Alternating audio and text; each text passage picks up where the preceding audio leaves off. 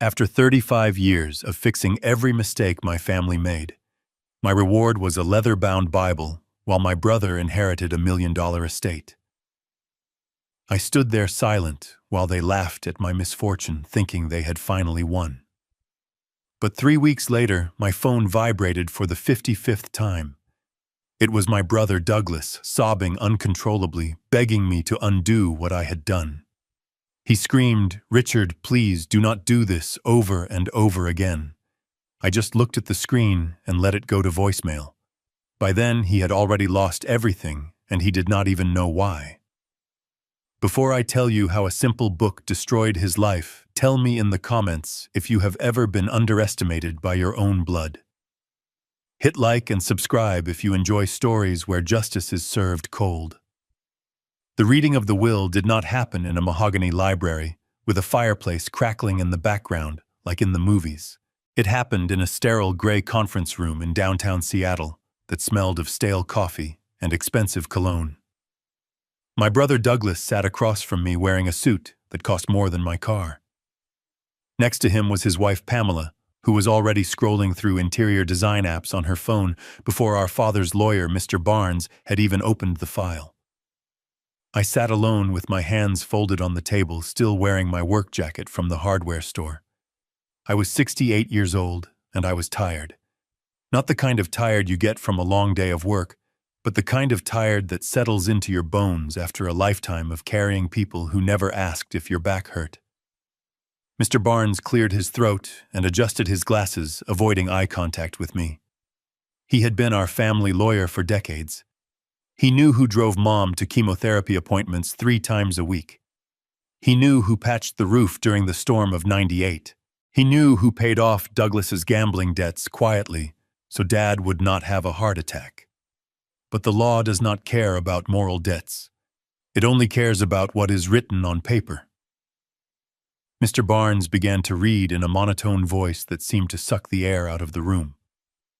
To my youngest son, Douglas Caldwell, I leave the family estate located on Queen Anne Hill, including all furnishings and personal effects. I also leave the vintage 1970 Mercedes convertible and the entirety of my liquid savings account, totaling $50,000. I watched Douglas. He did not cry. He did not look somber. A slow, satisfied smirk spread across his face. He squeezed Pamela's hand, and she let out a small squeal of delight that she tried to disguise as a cough. That house was worth $990,000 in the current market. It was the crown jewel of our family, built by our grandfather. Douglas had just become a millionaire in less than 30 seconds. Mr. Barnes paused. He looked at me, then looked down at the paper again. His hands were shaking slightly. To my eldest son, Richard Caldwell, I leave the family Bible that has sat on the mantelpiece for 40 years. It is my hope that within its pages he finds the peace that material wealth cannot provide. The silence that followed was heavy and suffocating. That was it. No money. No share of the house. No sentimental keepsakes other than a book. 35 years of loyalty. 35 years of being the responsible one. All valued at 0. Douglas let out a breath he had been holding. He turned to me, and the fake sympathy in his eyes was worse than if he had just slapped me. He said, "Rick, I know this is a shock, but you have to understand where Mom and Dad were coming from. They were practical people." Pamela chimed in immediately, her voice sharp and fast. She said, "Absolutely, Richard. Look at your life. You are single, you live simply, you have your pension from the engineering firm. Douglas and I have a lifestyle to maintain. We have social obligations. The house needs young energy. We are already planning to knock down that awful kitchen wall to install a granite island. It is going to cost a fortune, but it is necessary." I looked at her. She was talking about demolishing the kitchen my mother loved, while my mother's body was barely cold in the ground. I felt a burning sensation in my chest, but I forced myself to remain calm. I asked Mr. Barnes if that was everything. He nodded slowly and handed me a heavy rectangular object wrapped in brown paper. It was the Bible. It felt like a brick in my hands, a heavy, useless brick. I stood up. I did not scream. I did not flip the table. I simply took the book and walked out of the room. I could hear them whispering behind me. I heard Douglas say he took it better than I thought. I heard Pamela giggle and say maybe he finally realized he does not deserve anything. The elevator ride down to the parking garage felt like a descent into hell. My mind was racing. I replayed every memory. Every time I fixed the plumbing. Every time I loaned them money that was never paid back. Why had my parents done this? Was I not the good son? Was I not the one who was always there? When I reached my 20-year-old Ford truck, Douglas and Pamela were just walking out of the building. They were laughing. Douglas was swinging his car keys around his finger. He saw me and his face shifted back to that mask of patronizing pity. He walked over to me while Pamela stood by their car, checking her makeup in the side mirror. Douglas put a hand on my shoulder. I flinched, but I did not pull away. He said, "Rick, look, I do not want there to be hard feelings. Mom and Dad loved you, but they knew you. You are soft. You have always been too sentimental. They were afraid that if they gave you the house, you would just let it rot, because you would be afraid to change anything. They knew I would take the asset and maximize its value. That is just business, Rick. It is not personal." I looked him in the eye. My voice was steady but cold. I asked him if it was business when I paid for his rehab in 2005. I asked him if it was business when I rewired the entire house so it would pass inspection last year, saving them $20,000. I asked him if Dad knew that the only reason the house was still standing was because I reinforced the foundation myself 10 years ago. Douglas laughed a dry, dismissive laugh. He shook his head. He said, "There you go again, Rick. Living in the past. Always keeping score. That is why you are alone. That is why Dad left the future to me. Because I look forward. You look backward." Pamela walked over, clicking her heels on the concrete. She wrapped her arm around Douglas's waist and looked at me with pure disdain. She said honestly, "Chard, you should be grateful. You have been living in the attic apartment of that house for 10 years. Do you know what the rent is for a studio in Queen Anne? We checked on Zillow. It is at least $1,800 a month. We did the math. You saved over $200,000 in rent living off Mommy and Daddy. Consider that your inheritance. We are practically square." The audacity took my breath away. I had lived in the attic because Mom needed night care and they refused to hire a nurse. I lived there to change oxygen tanks at 3 in the morning. I lived there to carry Dad up the stairs when his knees gave out. I paid for my own groceries. I paid for the utilities. And now they were charging me retroactive rent for my servitude. I opened my truck door. I tossed the Bible onto the passenger seat. I said, "Enjoy the house, Douglas. Just remember what I told you about the drainage system on the north side. If you do not clear those pipes every month, the basement floods." Pamela laughed. She said, "Oh God, Douglas, do not listen to him. He is just trying to scare us so we will need him. We are going to hire professionals, Richard. Real contractors, not some retired old man with a tool belt. We are going to modernize everything." Douglas smirked. He said, "She is right, Rick. Don't worry about us. You just worry about reading your book. Maybe you will find some comfort in there. Oh, and Rick, one more thing." I paused with my hand on the ignition key. Douglas said Pamela wants to turn the attic into a yoga studio. We need the space, though. The lawyers said we have to give you reasonable notice. So consider this your notice. You have 72 hours to get your junk out. We have contractors coming on Monday. 72 hours. 3 days to erase 10 years of my life. 3 days to find a place to live in one of the most expensive cities in America on a fixed income.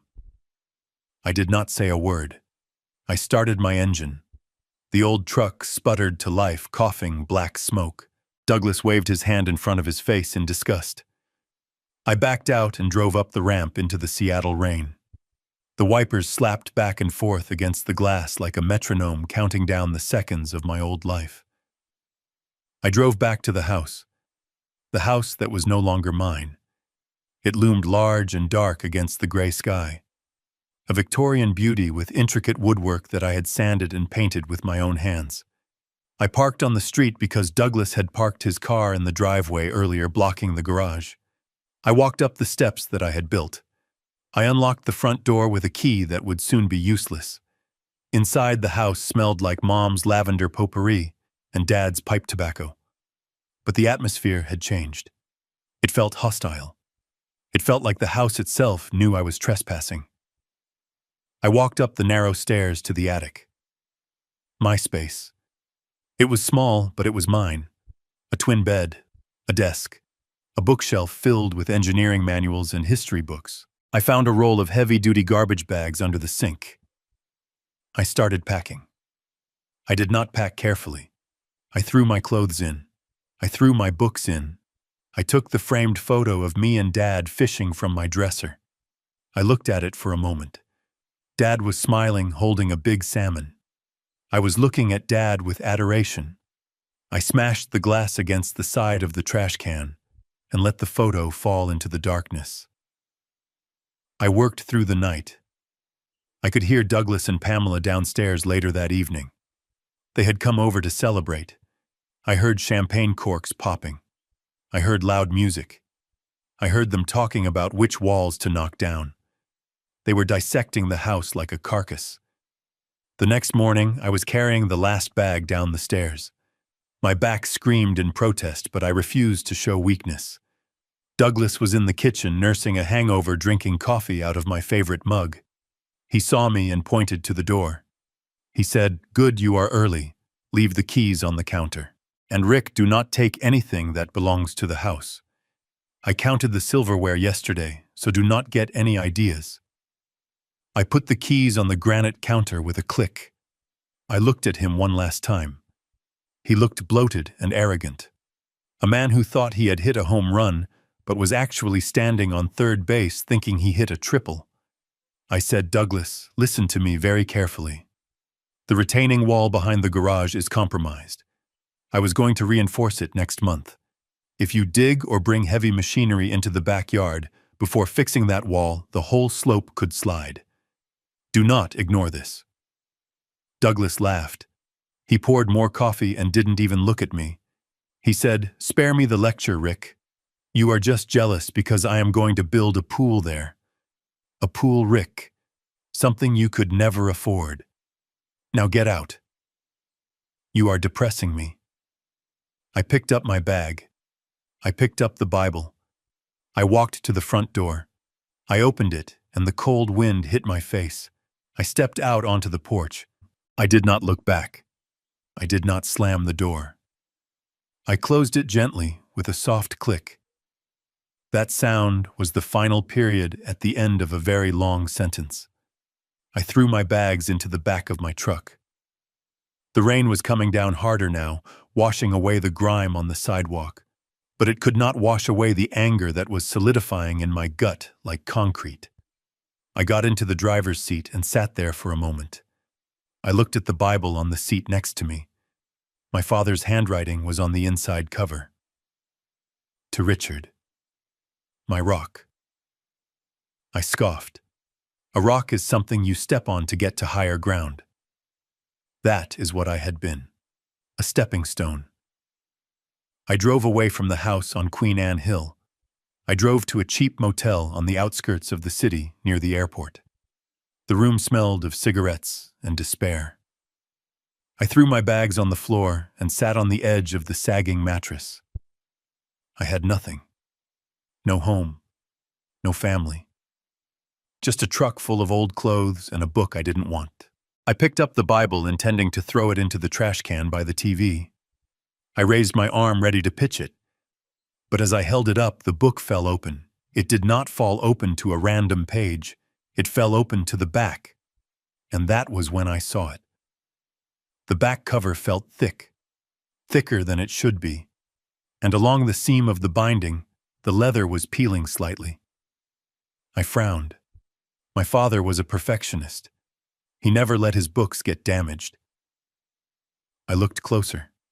It wasn't damage. It was a cut. A deliberate, precise surgical cut made with a razor blade. My heart started to hammer against my ribs. I sat down.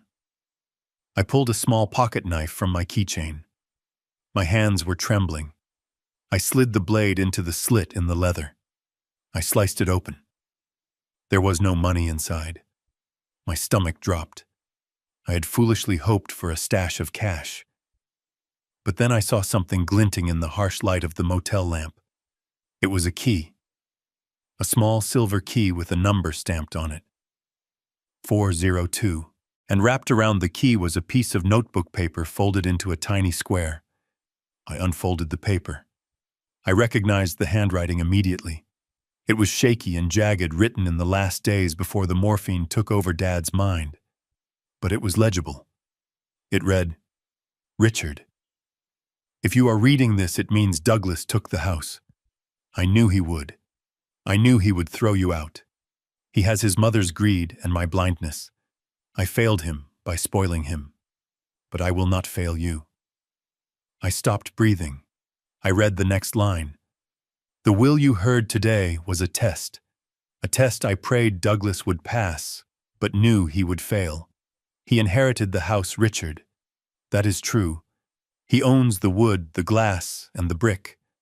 But look at the deed. Look at the land trust documents in safety deposit box 402 at First National Bank." My eyes raced to the bottom of the page. Douglas owns the house.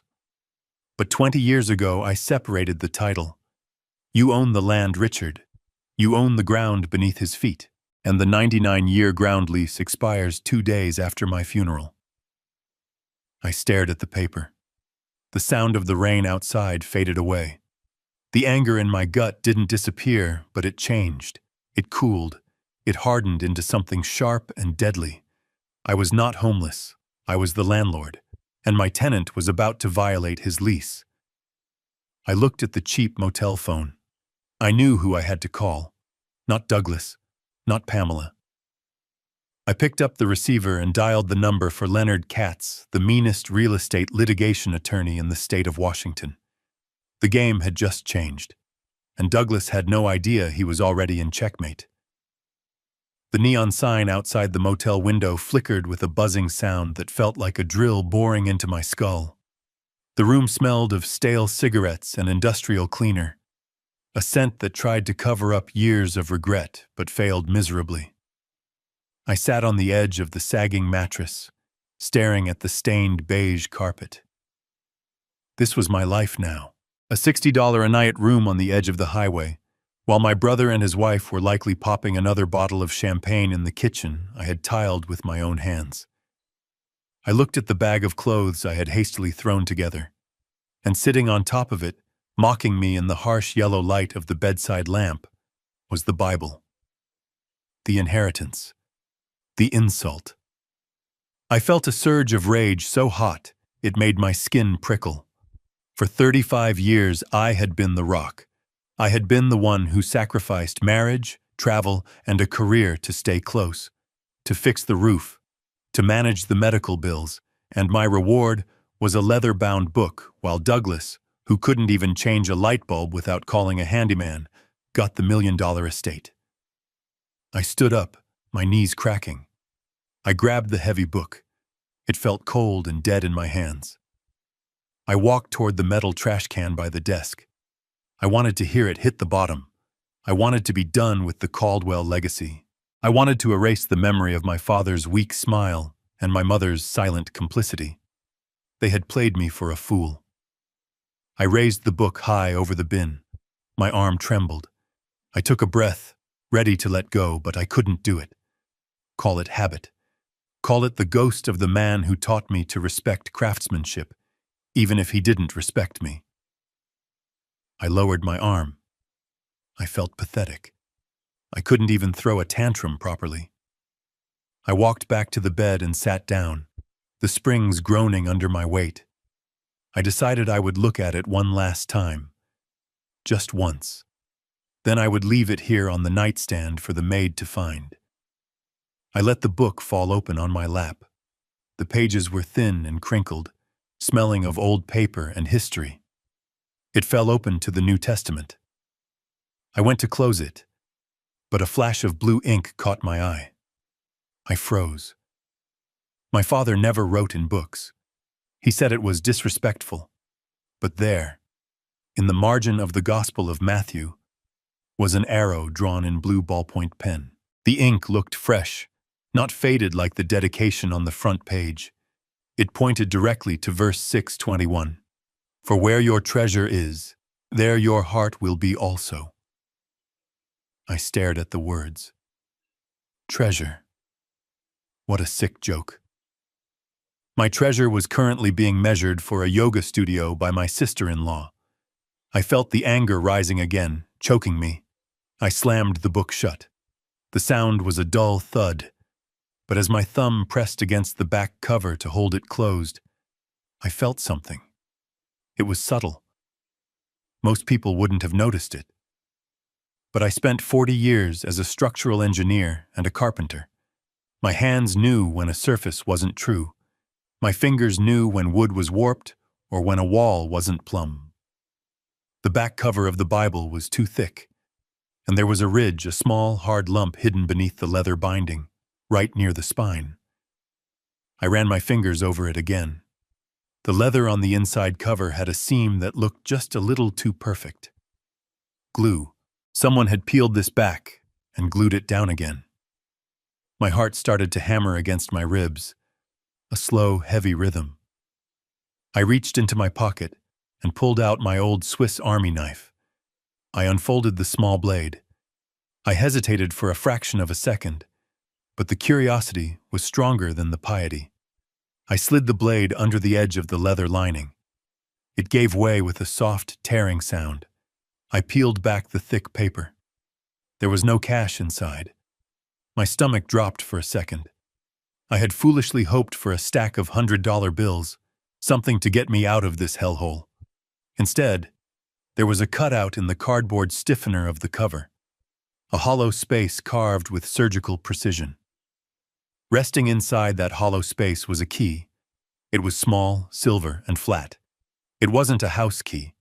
It was stamped with a number, 402, and the logo of First National Bank, a safety deposit box key. Underneath the key was a piece of notebook paper, folded into a square the size of a postage stamp. I picked it up, my fingers feeling thick and clumsy. I unfolded it. The handwriting was shaky, jagged, written by a hand that was losing its battle with tremors. It was my father's writing from his last days. It read, Richard, if you are reading this, it means Douglas kicked you out. I prayed he wouldn't. I prayed he would share. But I know my son. He sees the house as a pile of money. You see the foundation. I stopped breathing. The noise of the highway outside faded into nothingness. The note continued. The will was a test of character. He inherited the house, Richard. That is true. He owns the structure, the wood, the glass, the brick. But look at the deed. Look at the land trust documents in box 402.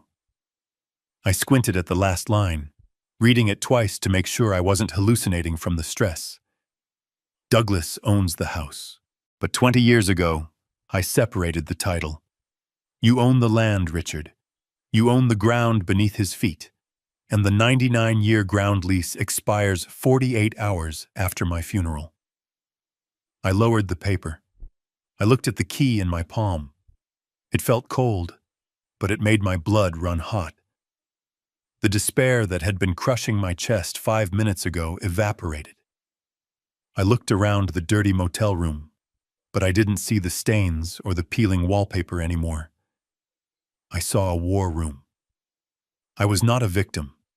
I was the landlord, and my tenant had just violated his lease in the most spectacular way possible. I checked the time on my phone. The bank opened in 9 hours. I placed the key carefully in my shirt pocket, right over my heart. Then I picked up the Bible and placed it gently on the nightstand. I wasn't going to throw it away. I was going to keep it. After all, it had just given me the only thing I needed.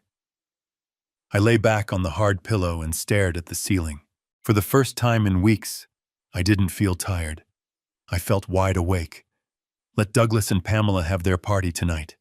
Let them toast to their new wealth. Let them plan their renovations, because tomorrow morning I was going to introduce them to the reality of real estate law.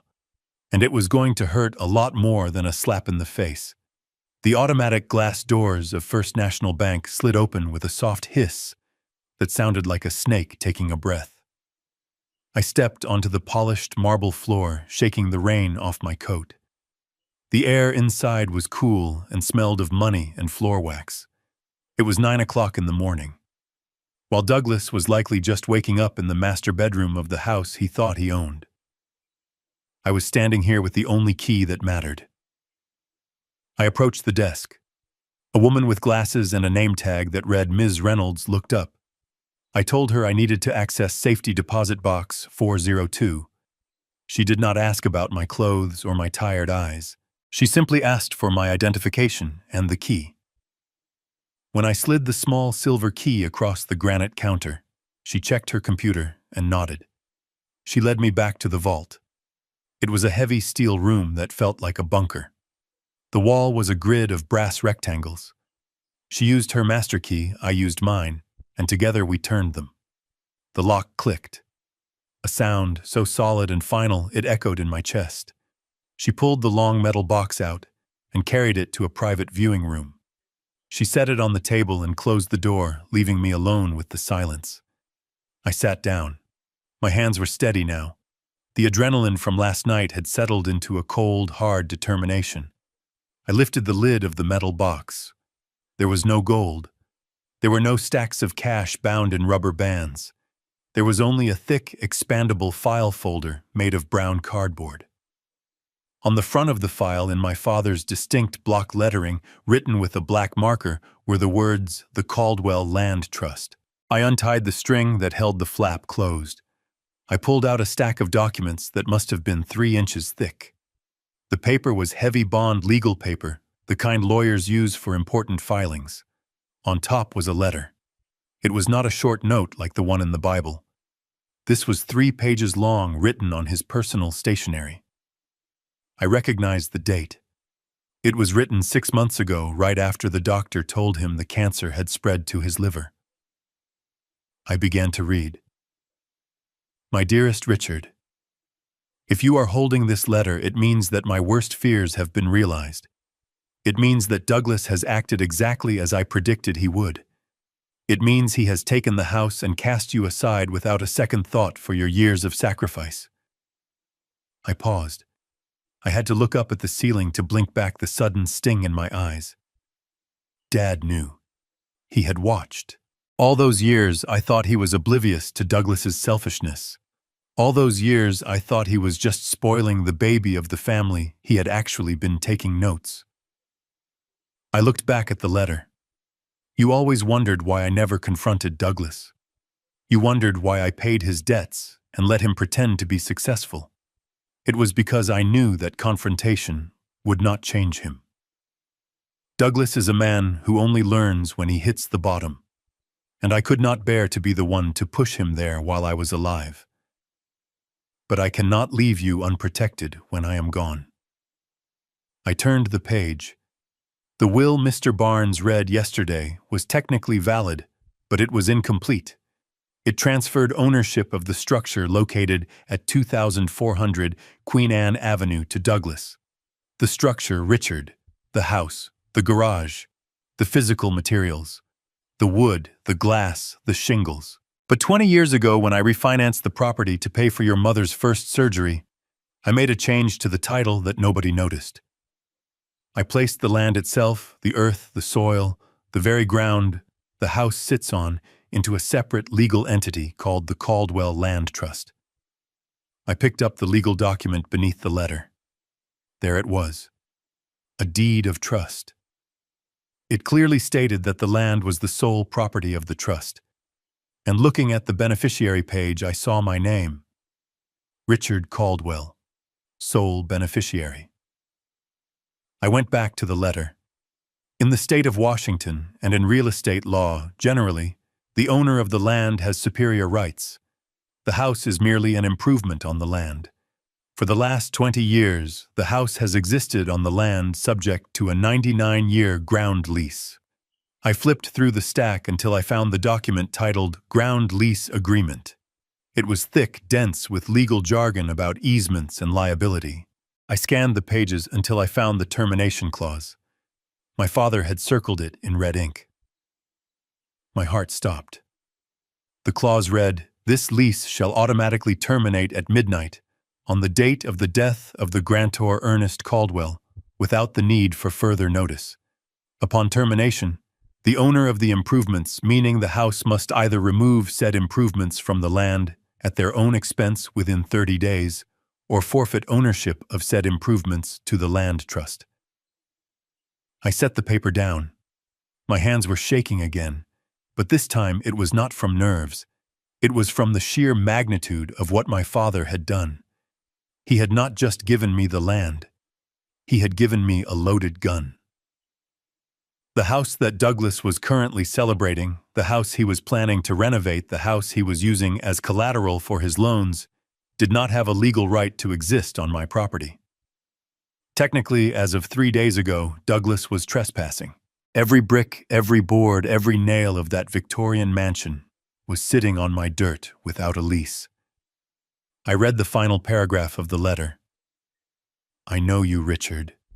You are kind. You are forgiving. You will be tempted to show this to Douglas immediately to warn him. Do not. Let him show his true colors. Let him prove whether he is a brother or a leech. If he treats you with respect, you have the power to sign a new lease. You can let him stay for $1 a year if you choose. But if he treats you as disposable, then you must use this. You must teach him the lesson I was too weak to teach him. You are the rock, Richard. But even a rock can crush if it falls from a high enough place. I love you, son. I am sorry I waited so long to give you this power." I folded the letter carefully and placed it in my inside jacket pocket next to my heart. I looked at the legal documents spread out on the table. The deed, the trust, the expired lease. I thought about the conversation in the parking lot yesterday. I thought about Pamela laughing about charging me back rent. I thought about Douglas telling me not to steal the silverware. They were worried about forks and spoons while I held the title to the earth beneath their feet. I put everything back into the file folder. I tied the string with a deliberate, slow knot. I stood up and walked out of the viewing room. Ms. Reynolds looked up as I approached the counter to return the box. She asked if I found what I was looking for. I looked at her, and for the first time in days, a genuine smile touched my lips. It wasn't a happy smile. It was the smile of a man who just realized the war was over before the enemy even knew the first shot had been fired. I said, "Yes, ma'am." I found exactly what I needed. I walked out of the bank into the gray Seattle morning. The rain had stopped. I took a deep breath. The air didn't smell like exhaust and despair anymore. It smelled like justice. I pulled out my phone. I had one call to make. Not to Douglas. He didn't deserve a warning. I dialed the number for Leonard Katz. He was expensive, he was ruthless, and he was exactly the kind of shark I needed to swim in these waters. When his receptionist answered, I didn't ask for an appointment. I told her to tell Mr. Katz that I was the new trustee of the Caldwell Land Trust, and I needed to initiate eviction proceedings against a squatter on my property. I hung up and walked to my truck. I wasn't going to the construction site today. I wasn't going to look for a new apartment. I was going to sit back and watch my brother build his castle on quicksand. He wanted to play the big shot. He wanted to talk about assets and liabilities. Well, he was about to learn the most important rule of real estate. Location is everything. and unfortunately for him, his location belonged to me. Leonard Katz's office was not in a glass skyscraper with a view of the Space Needle. It was in a squat, brick building in Pioneer Square that had survived 2 earthquakes and 3 riots. The elevator smelled of brass polish and old cigars. When I walked into his suite, there was no receptionist with a headset. There was just a wall of filing cabinets and a door that was slightly ajar. I knocked, and a voice that sounded like gravel crunching under tires told me to come in. Leonard Katz sat behind a desk that was buried under an avalanche of legal briefs. He was a small man with wild white hair and eyes that looked like they had seen every possible way a human being could lie. He didn't look up when I entered. He just held out a hand waiting for the file. I placed the documents from the safety deposit box into his palm. He adjusted his thick glasses and began to read. For 10 minutes, the only sound in the room was the heavy ticking of a grandfather clock in the corner and the rustle of paper. I sat in a leather chair that had cracked with age and watched him. My father had told me once that Leonard Katz was the only lawyer in Seattle who could make a bank president cry. Looking at the intense focus on his face, I believed it. Finally, he stopped reading. He didn't look at me immediately. He took off his glasses and rubbed the bridge of his nose. Then he let out a low whistle that turned into a dry, rasping laugh. He looked at me and said, "Mr. Caldwell, your father was a son of a bitch. But my God, he was a genius." I asked him if the documents were solid. I needed to know if there were any loopholes Douglas could use to wiggle out of this. Katz leaned forward, resting his elbows on the files. He looked at me with a predatory grin. He said, "Solid is not the word I would use. This is ironclad. This is nuclear. You see, in the state of Washington, we have very specific laws regarding property rights. Most people own their property in what we call fee simple. That means they own the house, the dirt, and the air above it. But your father severed that bundle of rights 20 years ago." He pulled out the deed and tapped it with a yellow, stained finger. He continued explaining that Douglas holds the title to the improvements. That is the legal term for the house, the garage, and the driveway. But you, Richard, you hold the title to the parcel, the land. And under the terms of this ground lease, which expired 48 hours ago, Douglas is currently occupying your land without a valid contract. I asked him what that meant in practical terms. Katz sat back and laced his fingers together. He said it means you have him by the throat. In real estate law, the land is the dominant estate. The house is servient. Think of it like a car parked in a parking spot. Douglas owns the car. You own the parking spot. And the meter just ran out. You have the right to call the tow truck. He reached for a legal pad and picked up a pen. He said I can have an eviction notice served by this afternoon. We will file an unlawful detainer action. We will give him 30 days to either negotiate a new lease at a market rate that we determine or remove his property from your land. And since he cannot physically pick up a Victorian mansion and move it, he will be forced to forfeit the structure to you. It is brutal. It is efficient. And it is entirely legal. I watched him start to draft the notice. I saw the excitement in his eyes. He was a shark smelling blood in the water. He wanted to strike now while the wound was fresh, but I raised my hand. I told him to stop. Katz looked at me confused. He asked why I would want to wait. He said every day Douglas stays there is a day he is living in your house for free. I shook my head. I told him that Douglas wasn't just living there. He was planning. I stood up and walked to the window looking out at the rainy street below. I told Katz about the conversation in the parking lot. I told him about the kitchen renovation. I told him about the granite island and the new appliances. I told him about Pamela's plans to turn the attic into a yoga studio with hardwood floors and skylights. I turned back to Katz. I said Douglas just took out a massive loan against the house. He has hundreds of thousands of dollars in credit that he is about to pour into that property. He is going to fix the plumbing. He is going to upgrade the electrical panel. He is going to install a new roof. Katz's eyes widened. He dropped his pen. The realization hit him, and his grin returned wider than before. He said, "I see. You want to let him improve the asset." I nodded slowly. I said, "Exactly. If we evict him today, I get an old house with a cracked foundation and bad pipes. A house that I have to pay to fix. But if we wait, if we let him play the big shot for a few weeks, he will do all the work for me. He will spend every dime of his inheritance and every dime the bank will lend him to increase the value of my property." Katz chuckled, shaking his head in admiration. He said, "That is cold, Mr. Caldwell. That is ice cold. You are going to let your brother bankrupt himself, renovating a house he doesn't actually own." I sat back down and looked Katz in the eye. I didn't feel cold. I felt logical. I told him that for 35 years, Douglas had taken everything without asking. He took my parents' attention. He took their money. He took the credit for my work.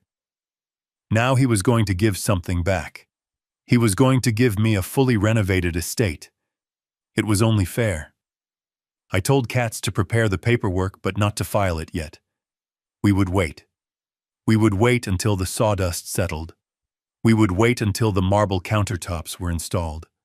We would wait until Douglas was sitting in his brand new kitchen thinking he was the king of the world. And then we would serve him. Katz closed the file folder. He looked at me with a new level of respect. He wasn't looking at a victim anymore. He was looking at a client who understood the game. He asked me what I was going to do in the meantime. He asked where I was staying. I told him I was in a motel near the airport. It didn't matter. I could sleep on a park bench knowing what I knew now. I told him I would keep my head down. I would let them think I was defeated. I would let them think I was gone. Katz stood up and extended his hand. His grip was firm. He said, "Richard, I have been doing this for 40 years. I have seen families tear each other apart for pennies, but I have never seen a strategy this disciplined. Your father was right to leave the land to you. Douglas thinks he is playing checkers. You are playing three-dimensional chess." I shook his hand and walked to the door. Before I left, I turned back. I asked Katz one more thing. I asked him if the bank would check the title before giving Douglas the construction loan. Katz shrugged. He said usually they would. But if Douglas is using a private lender or a line of credit based on the tax assessment, they might miss the land trust separation. It is a rare legal structure, and honestly, banks are greedy. They see $1 million house and they want to lend money. They won't look too closely at the dirt until it is too late. I nodded. That was all I needed to hear. I walked out of the office and back into the rain. But this time, the rain didn't feel depressing. It felt like it was washing the slate clean. I got into my truck and drove past a hardware store. I saw people loading lumber and paint into their cars. I thought about Douglas and Pamela right now, probably arguing over paint swatches, probably yelling at contractors, probably spending money they didn't really have. Let them build. Let them dream. I drove back to the motel.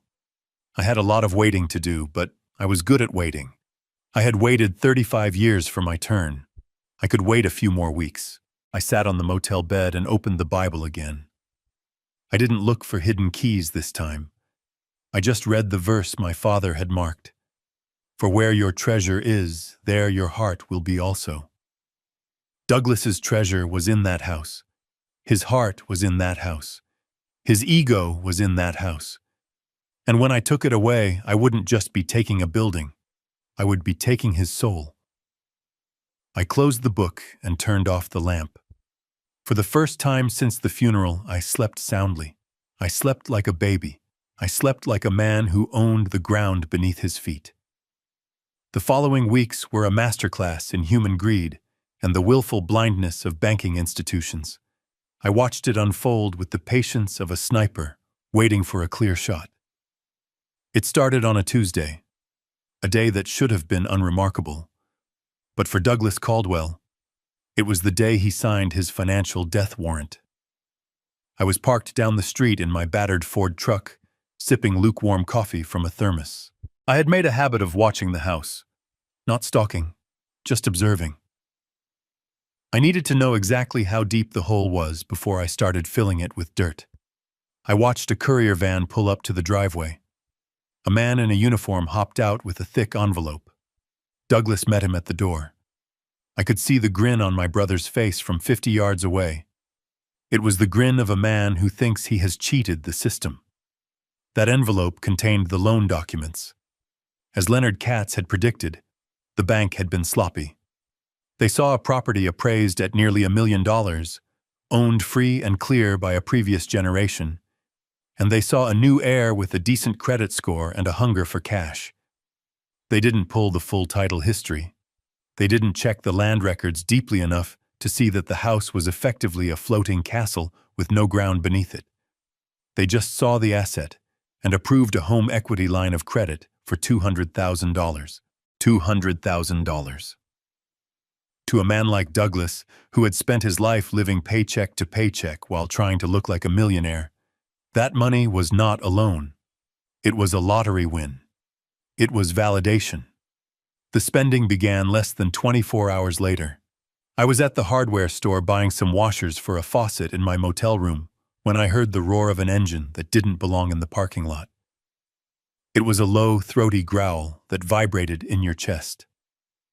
I turned to look out the front window. A Porsche 911, silver as a bullet, and just as dangerous in the wrong hands, swerved into 2 parking spaces. Douglas stepped out. He was wearing sunglasses, even though it was overcast. He wore a leather jacket that looked stiff and brand new. He didn't walk, he strutted. He looked around the parking lot as if expecting applause. I pulled my cap down low and stayed in the plumbing aisle, watching through the gaps in the shelves. He didn't come in to buy tools. He came in to buy a high-end grill, the kind that costs $3,000 and has more dials than a cockpit. He pointed at it, handed a black card to the cashier, and snapped his fingers at a stock boy to load it up. He was burning through the money. But a grill was just the appetizer. 3 days later, I found a reason to stop by the house. I told myself I needed to pick up some mail that hadn't been forwarded yet, but the truth was I needed to document the carnage. I pulled into the driveway. The Porsche was parked front and center, blocking the path to the front door, gleaming aggressively in the rain. I walked up the steps. The front door was unlocked. I knocked and pushed it open. The house was unrecognizable, not because they had renovated it yet, but because it was filled with boxes. High-end shopping bags from Nordstrom, Gucci, and Williams-Sonoma were scattered across the living room floor like debris from an explosion in a luxury mall. Pamela was in the center of the room, holding up a pair of silk curtains that probably cost more than my truck. She looked at me and her face twisted into a sneer. "Oh, look, Douglas," she called out, her voice dripping with artificial sweetness. "The ghost of Christmas past has returned." Douglas walked in from the kitchen. He was holding a glass of scotch. It was 2 p.m. He saw me and took a slow sip, savoring the power dynamic. "What do you want, Rick?" he asked. "We are busy." "I just came for my mail," I said, keeping my voice low and humble. I gestured to the room. "It looks like you came into some money." Douglas laughed. He walked over to the Porsche key fob lying on the mantelpiece and spun it on the wood. It made a scratching sound that made me wince, but it was his mantelpiece now. Or so he thought. "It is called leverage, Rick," he said, lecturing me like I was a child. "You use the asset to generate liquidity. The house was just sitting here, dead capital. I woke it up. We got a line of credit. 200 grand. I widened my eyes, feigning shock. 200,000? Douglas, that is a lot of debt. The interest rates are rising. Are you sure you can make the payments? Pamela snorted. She threw the curtains onto the sofa.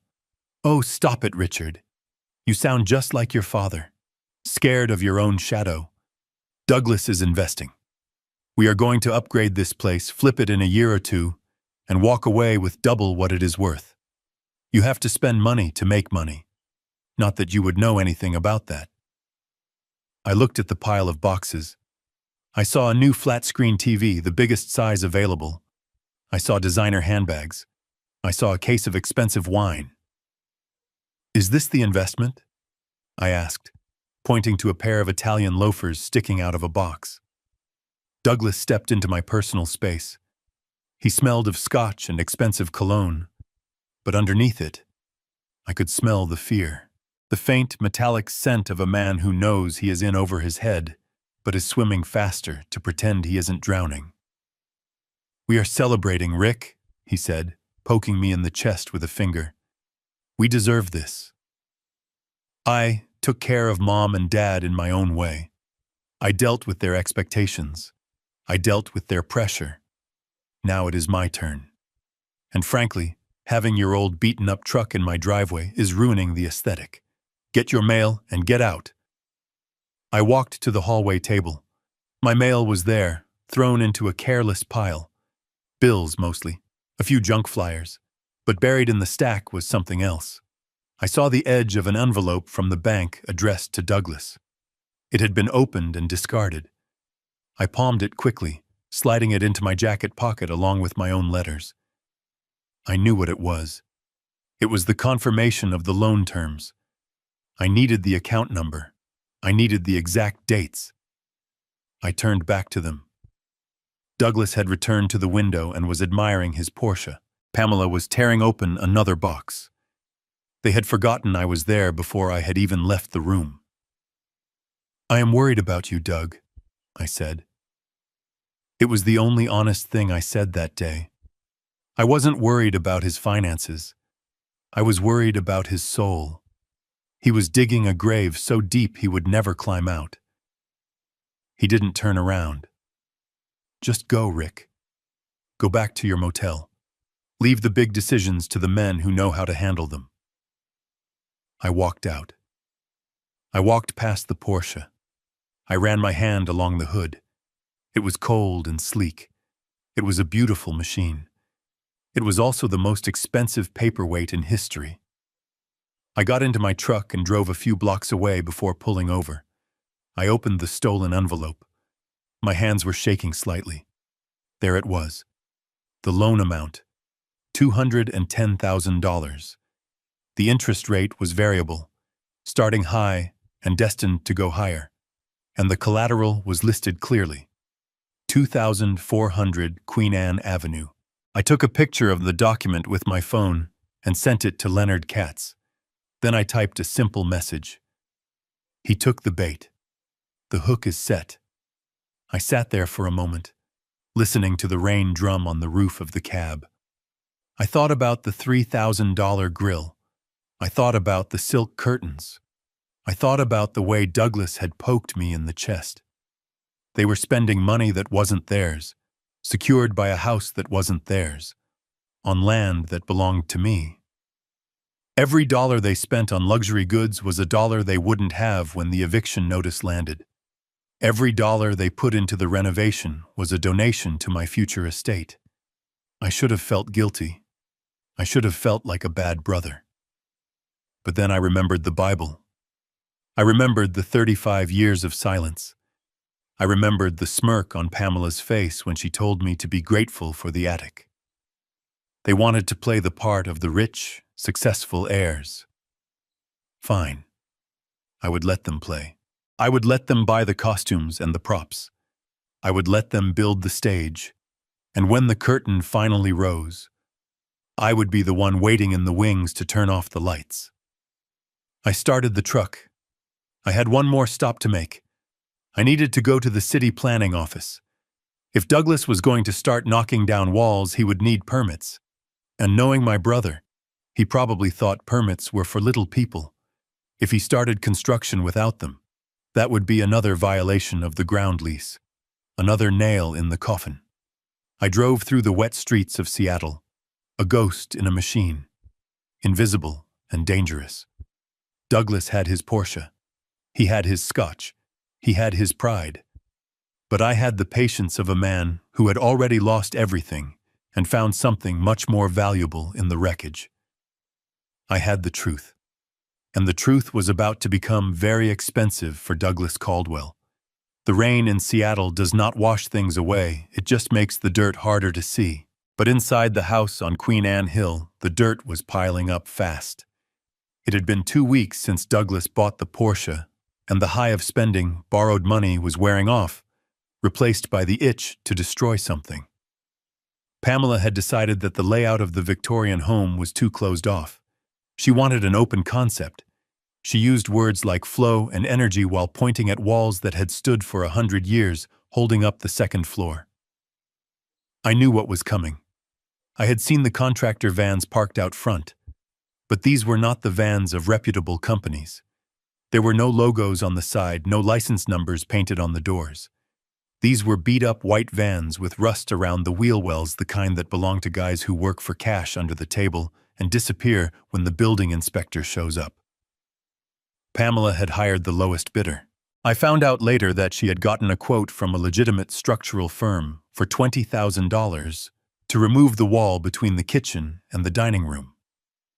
They had told her it was a load-bearing wall requiring steel beams and temporary supports. Pamela had laughed at them. She told Douglas that contractors were just trying to rip them off. She found a guy on an app who said he could do it for $3,000 in 2 days. I was sitting in a diner 3 blocks away, nursing a black coffee and reading the local paper when my phone rang. It was Douglas. I let it ring 3 times. I wanted him to sweat. I wanted him to hear the silence on the line and wonder if I was ever going to pick up. When I finally answered, I didn't say hello. I just listened. "Rick, you need to get over here. Now." His voice was an octave higher than usual. It was the voice of the little boy who had just thrown a baseball through the neighbor's window. I asked him what was wrong. I kept my voice calm, almost bored. "Just come over. It is the house." There was a noise, a loud noise, and now the door to the master bedroom won't close.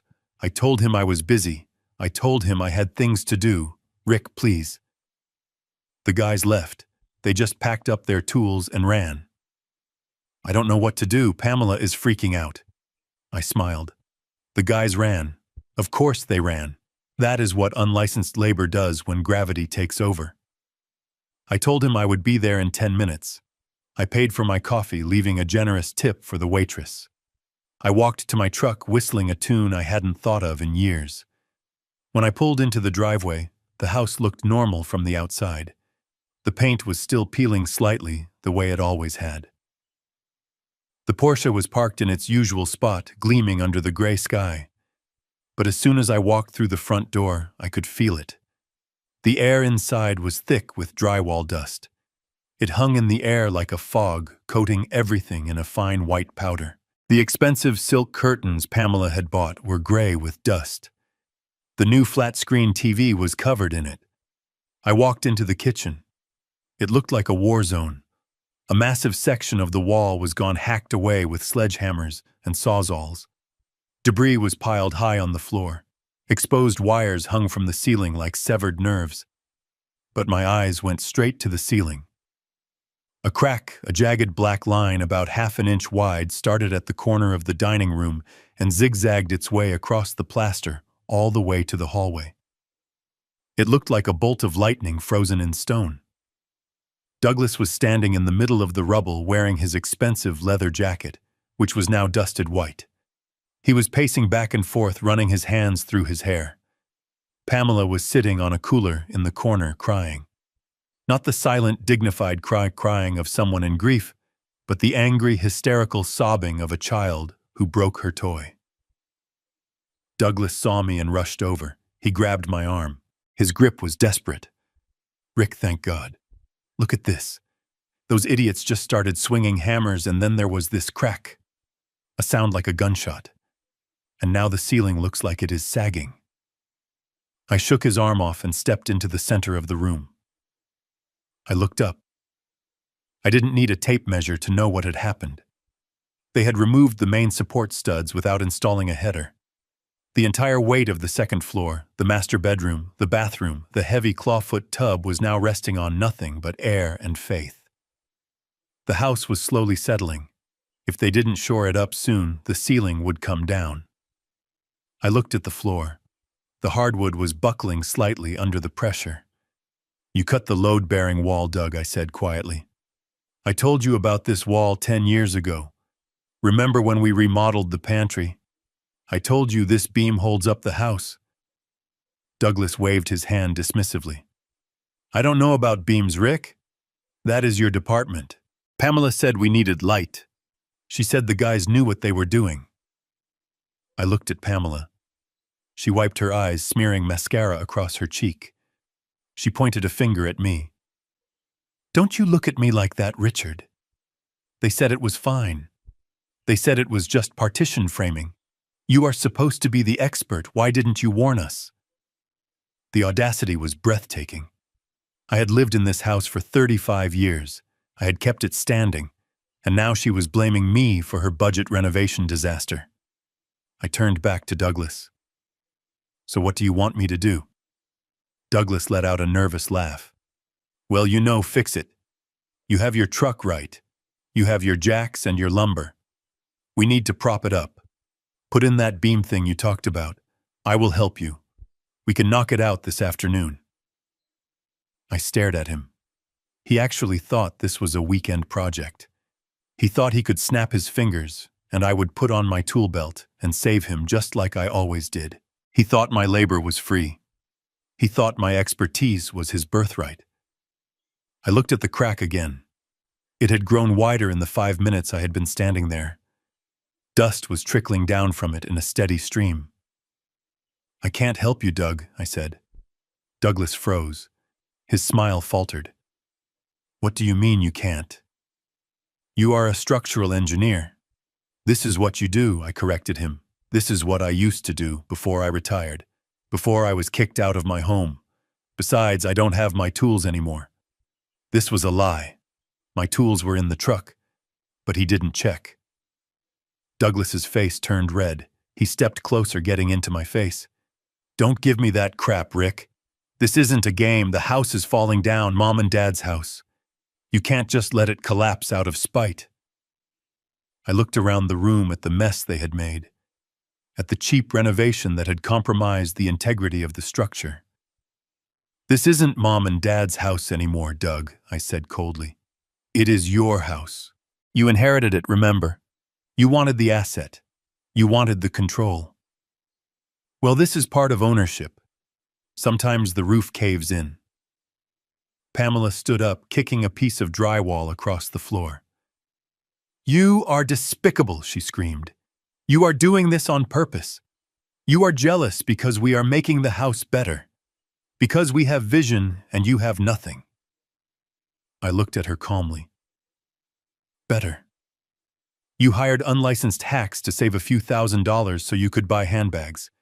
You compromised the structural integrity of a building that has survived earthquakes because you wanted an open concept for your parties. That isn't vision, Pamela. That is vanity." Douglas slammed his hand against the counter. "Enough! Rick, just fix it. I will pay you okay. Is that what you want? You want money? Fine. I will give you $500. Just go get your jacks. $500. To install a structural steel beam that required a crew of 3 and a crane. To save $1 million asset." He was still trying to rip me off even when he was begging. I laughed. It was a harsh, dry sound. "I don't want your money, Doug. And I am not going to fix it. You need a licensed contractor. You need a permit. And you need to pray that the city inspector doesn't drive by and see the dumpster in the driveway. Because once he sees this, he will red tag the building and you will have to move out until it is brought up to code." Douglas looked terrified at the mention of the inspector. He grabbed my shirt. "You have to help me, Rick. We can't afford a big contractor. We spent the cash on the materials and the other things. We are tight right now until the flip. Just do this for me. For family." I looked down at his hand gripping my cheap flannel shirt. I reached up and peeled his fingers off one by one. Family, I repeated. Family is the people you invite to dinner, not just the people you call when the toilet backs up or the roof caves in. You told me to leave Doug. You gave me 3 days. You told me all I deserved was a Bible. I took a step back toward the door.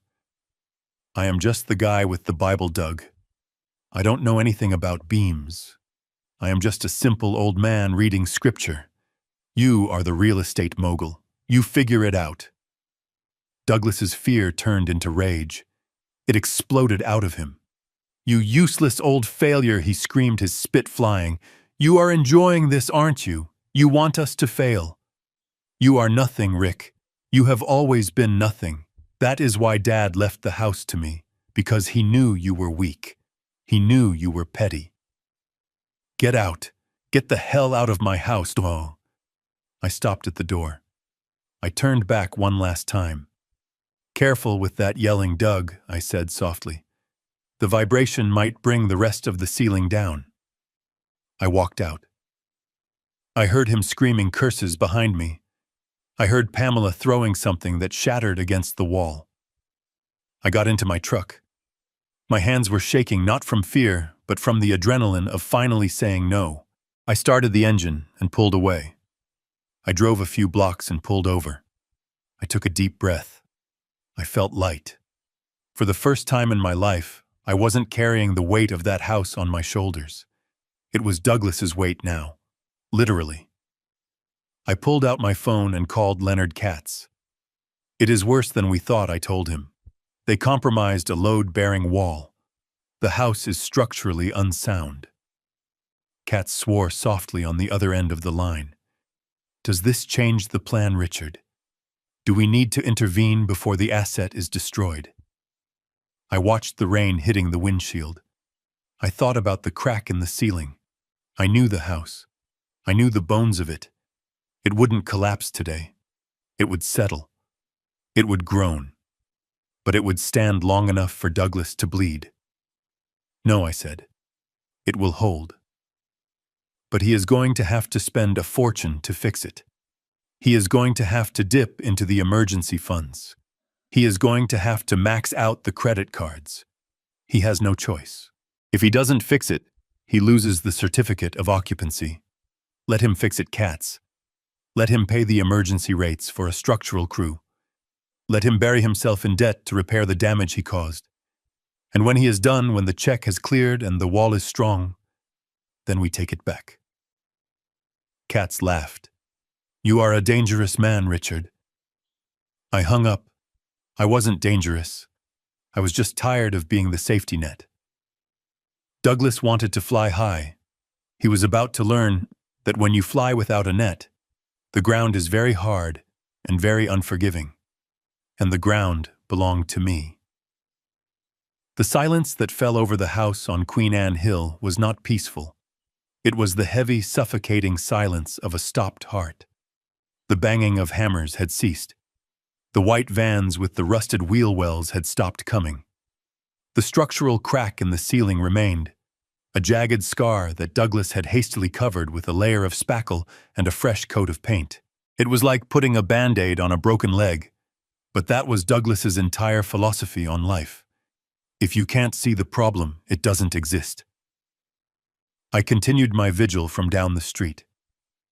I watched the mailman deliver stack after stack of envelopes with red urgent stamps.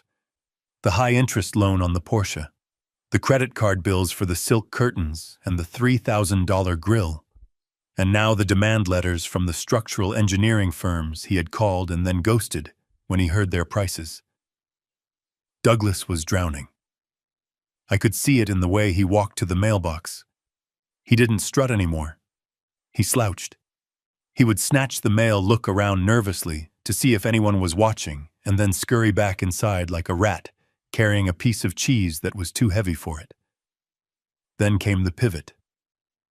I knew it was coming because men like Douglas only have 2 gears, greed and flight. He had tried greed. He had tried to turn the house into a palace for himself. That had failed. Now he was shifting into flight mode. On a Thursday morning, a real estate agent's sign appeared on the front lawn. It wasn't just any sign. It was a massive, sleek placard from a luxury brokerage featuring a photo of a woman with perfect teeth and a blazer that cost more than my annual pension. For sale. Asking price $1.5 million. I sat in my truck and stared at the number. 1.5 million. The audacity was staggering. He was selling a house with a compromised foundation, a house with a load-bearing wall missing a house that was technically trespassing on my land, and he was asking for a king's ransom. I called Leonard Katz immediately. "He is selling," I said. "The sign just went up." Katz laughed a low rumble that sounded like distant thunder. "He is fast, I will give him that. He knows he can't afford to fix it, so he is trying to dump the liability on someone else." I asked Katz if we should stop him now. "Not yet," Katz said. "Let him find a buyer. Let him sign a contract. Let him accept a deposit. The moment he takes money for a property, he doesn't have the legal right to sell. He crosses the line from civil dispute to criminal fraud. We want him to cross that line, Richard. We want him to sprint across it." So I waited. And because the Seattle housing market is a beast that defies logic, I didn't have to wait long. The open house was a spectacle. Douglas and Pamela had staged the home beautifully. They had moved furniture to hide the sloping floor where the wall had been removed. They had placed vases of fresh flowers to cover the smell of damp drywall. They had turned on every light to distract from the dark corners where the truth was hiding. I parked down the block and watched the parade of luxury cars. Teslas, Mercedes, BMWs, people desperate to buy a piece of history. They walked in seeing the fresh paint and the granite countertops. They didn't see the rot. They didn't see the legal landmine buried under the floorboards. Douglas was in his element. I saw him through the front window holding a glass of wine, charming a young couple. He was pointing at the view. He was laughing. He looked like the lord of the manor. It was his greatest performance. 3 days later, the sold pending inspection sticker was slapped across the sign. I found out the details through a friend of a friend who worked at the brokerage. The buyer was a tech executive from California. He wanted the house for the location. He had offered full asking price, cash. And because he wanted to close quickly, he had agreed to a shortened inspection period. But the most important detail was the earnest money, the deposit. In a deal this size, the deposit was substantial, $50,000. $50,000 to show good faith. $50,000 that was supposed to sit in an escrow account until closing. But Douglas, being Douglas, had negotiated a release of the funds. He had spun some story about needing to pay off a lien to clear the title quickly. The buyer, eager to secure the property, had agreed. $50,000 was wired directly into Douglas's personal account on a Friday afternoon. I expected him to pay off the Porsche. I expected him to pay the credit cards. I expected him to maybe hire a structural engineer to patch the house so it wouldn't collapse on the new owners. I was wrong. On Saturday morning, a taxi pulled up to the house. Douglas and Pamela emerged dragging 2 massive suitcases. They were wearing sunglasses and resort wear. Pamela had a wide-brimmed straw hat. Douglas was wearing a floral shirt that looked ridiculous in the Seattle drizzle. They were laughing. They looked like 2 people who had just pulled off the heist of the century. They threw their bags into the taxi and sped off toward the airport. I followed them, not all the way to the terminal, but far enough to confirm their direction. Then I checked Pamela's social media. She couldn't help herself. She had to brag. 5 minutes later, a photo appeared on her Instagram. A picture of 2 first-class tickets to Cabo San Lucas. The caption read, "Finally, some well-deserved relaxation due before our next big adventure, #sold, #millionaire life, #buy Seattle." I sat in my truck and stared at the phone. They had taken the deposit money. The money that wasn't theirs.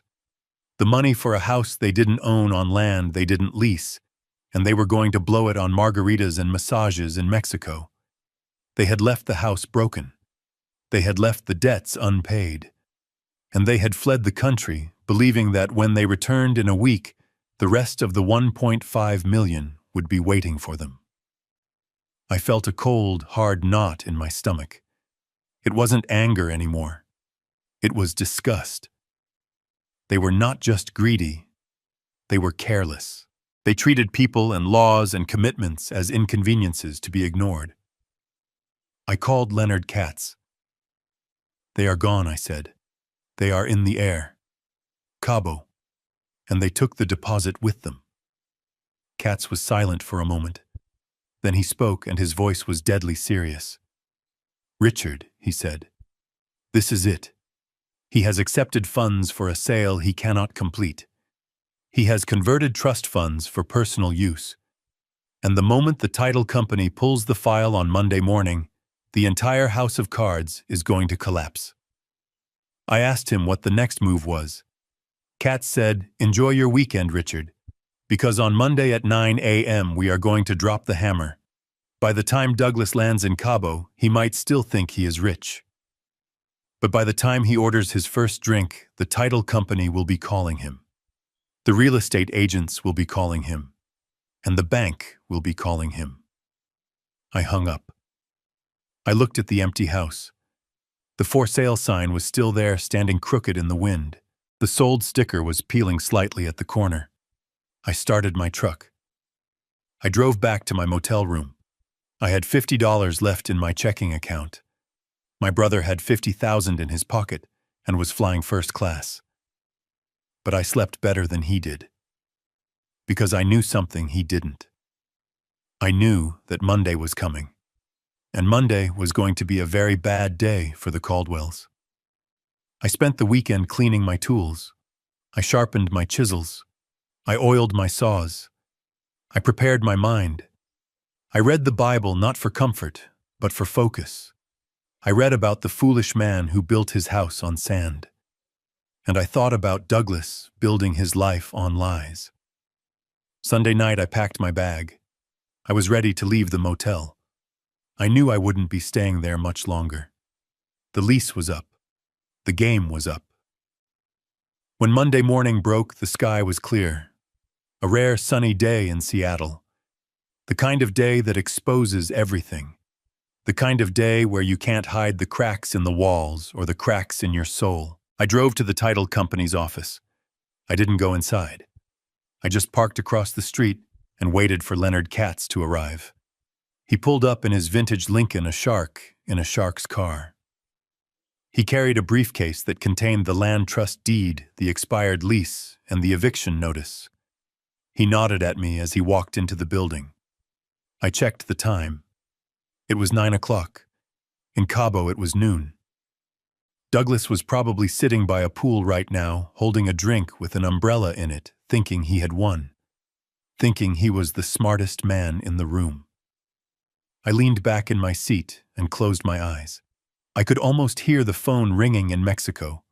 I could almost hear the ringtone cutting through the sound of the ocean. 1 ring. 2 rings.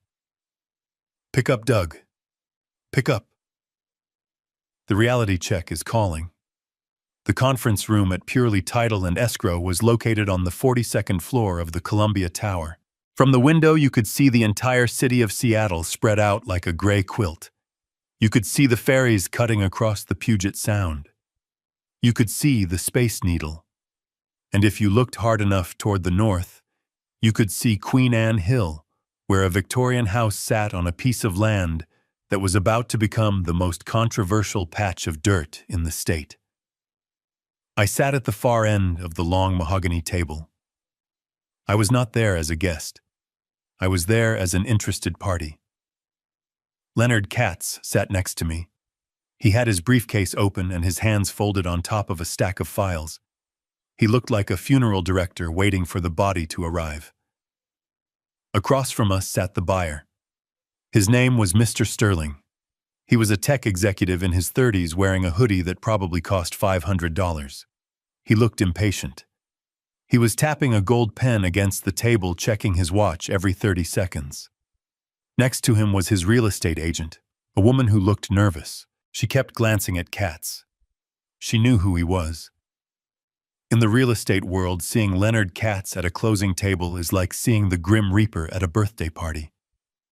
At the head of the table sat the escrow officer, a man named Mr. Henderson. He looked pale.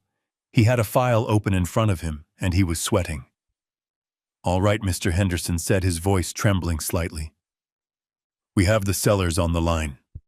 He pressed a button on the speakerphone in the center of the table.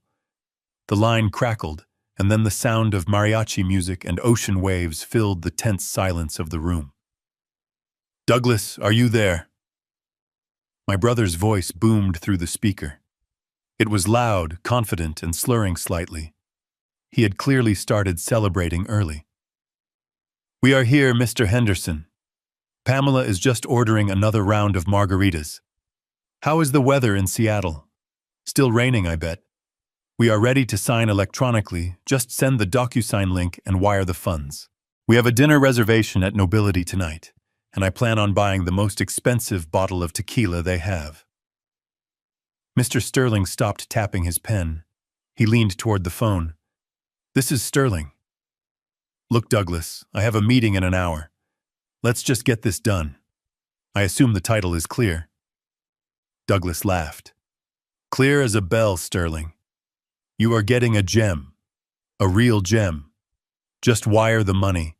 1.45 million, right? That is the balance after the deposit." Mr. Henderson cleared his throat. It sounded like a gunshot in the quiet room. "Mr. Caldwell, I am afraid we cannot proceed with the closing today. In fact, I am afraid we cannot proceed at all." The silence on the other end of the line was absolute. The mariachi music seemed to fade away. "What do you mean you can't proceed?" Douglas snapped. "The money is there. The inspection period is waived. What is the problem?" Mr. Henderson looked at Katz, then back at the phone. "Sir, during the final title search this morning, a cloud appeared on the title. A very significant cloud. It appears that while you hold the deed to the structure known as the residence, you do not hold the deed to the land it sits on." I could hear Douglas breathing. It was a heavy, ragged sound. "That is ridiculous," he sputtered. "It is my parents' house. I inherited it. I have the will." Mr. Barnes read it. "Yes," Mr. Henderson said patiently. "You inherited the improvements, but the land is held by a separate entity called the Caldwell Land Trust, and we have received a formal notice from the trustee regarding the ground lease." "Who is the trustee?" Douglas shouted. "I don't know what you are talking about. Who is trying to sabotage my sale?" Leonard Katz leaned forward. He didn't raise his voice. He didn't have to. "Hello, Douglas. This is Leonard Katz." There was a gasp on the other end of the line. Douglas knew the name. Everyone in our family knew the name. Katz had represented our father's business interests for 30 years. "Katz. What are you doing there?" "I am representing the beneficiary of the Caldwell Land Trust," Katz said smoothly. "As of last week, the 99-year ground lease for the property at 2400 Queen Anne Avenue expired. The trust has decided not to renew the lease with you, Douglas." "Not renew," Douglas screamed. "What does that mean?" Katz smiled a cold, shark-like smile. "It means, Douglas, that you have 30 days to remove your personal property from the land. And since your personal property is a 3-story Victorian mansion attached to a concrete foundation that is going to be physically impossible. Therefore, under the terms of the original deed of trust, ownership of the structure will revert to the landowner." The buyer, Mr. Sterling, stood up. His face was red. "Wait a minute," he said, looking at Henderson. "Are you telling me that if I buy this house, I don't own the land under it? And the guy who owns the land wants to kick the house off?" "That is exactly what I am telling you," Sir Henderson said. "The title is uninsurable. We cannot close." Sterling turned to the speakerphone. "Douglas, you lying snake. You told me you owned it free and clear. You took my $50,000 deposit." Douglas was panicking now. His voice rose to a shriek. "Sterling, listen to me. This is a mistake. A clerical error. I will fix it. I will call the trustee. Who is the beneficiary, Katz? Who is doing this? Is it some developer? Is it the city? Tell me who I have to pay off." Katz looked at me. I hadn't said a word. I had just sat there listening to my brother unravel. I nodded at Katz, giving him permission to drop the final hammer. "The sole beneficiary of the Caldwell Land Trust is Mr. Richard Caldwell," Katz said. The silence this time lasted for 10 seconds. It was heavy. It was suffocating. Rick Douglas whispered. His voice was broken. "Rick, is that you?" I leaned toward the speakerphone. "Hello, Douglas," I said. "I hope the weather in Cabo is nice." "Rick, please," Douglas stammered. "Please tell them this is a joke. Tell them you are signing the lease." "I spent the money, Rick. I spent the deposit. I can't pay it back. If this deal doesn't go through, I go to jail." I leaned back in my chair. "I recall you telling me that you were the businessman, Douglas. You told me to read my Bible. Well, I did, and I followed the instructions in the back of the book." Sterling slammed his hand on the table. "I don't care about your family drama," Sterling yelled. "I want my $50,000 back, Douglas. Today. If that money is not in my account by 5 p.m., I am filing fraud charges with the FBI. Do you hear me?" Fraud. Douglas was crying now. I could hear Pamela screaming in the background, asking what was happening. "Rick, help me," Douglas sobbed. "You can't do this. I am your brother. You gave me 3 days to move out." "Douglas," I said calmly, "the law gives you 30. I think that is very generous." I signaled to Katz. He closed his briefcase. "The closing is canceled, Mr. Henderson," Katz said. "We will be filing the eviction notice with the court this afternoon." "Good day, gentlemen." We stood up and walked out. Behind us, the speakerphone was still active. We could hear Douglas begging. We could hear Sterling shouting threats. We could hear the sound of a life collapsing in real time. We walked to the elevator in silence. When the doors closed, Katz looked at me. "That was brutal," he said. "It was necessary," I replied. We rode down to the lobby. I walked out into the street. The sun was still shining. I felt a strange sense of peace. I had not raised my voice. I had not thrown a punch. I had simply allowed the truth to exist. My phone buzzed in my pocket. I knew who it was. It was Douglas. I didn't look at it. He was trapped in a foreign country, with no money, a furious buyer on his heels, and a brother who had finally learned how to say no. I walked to my truck. I had one more stop to make. I needed to go back to the house. My house. I wanted to sit on the porch and watch the sunset. I wanted to see what it felt like to be home. As I drove, I thought about the $50,000 Douglas had stolen and spent. That was not my problem. That was a matter for the police. My problem had been solved. The house was safe. The legacy was safe. And as for Douglas, well, he always wanted to travel. He was about to go on a very long journey through the legal system. I hoped he packed enough resilience because where he was going, money couldn't save him. Only the truth could. And he ran out of truth a long time ago.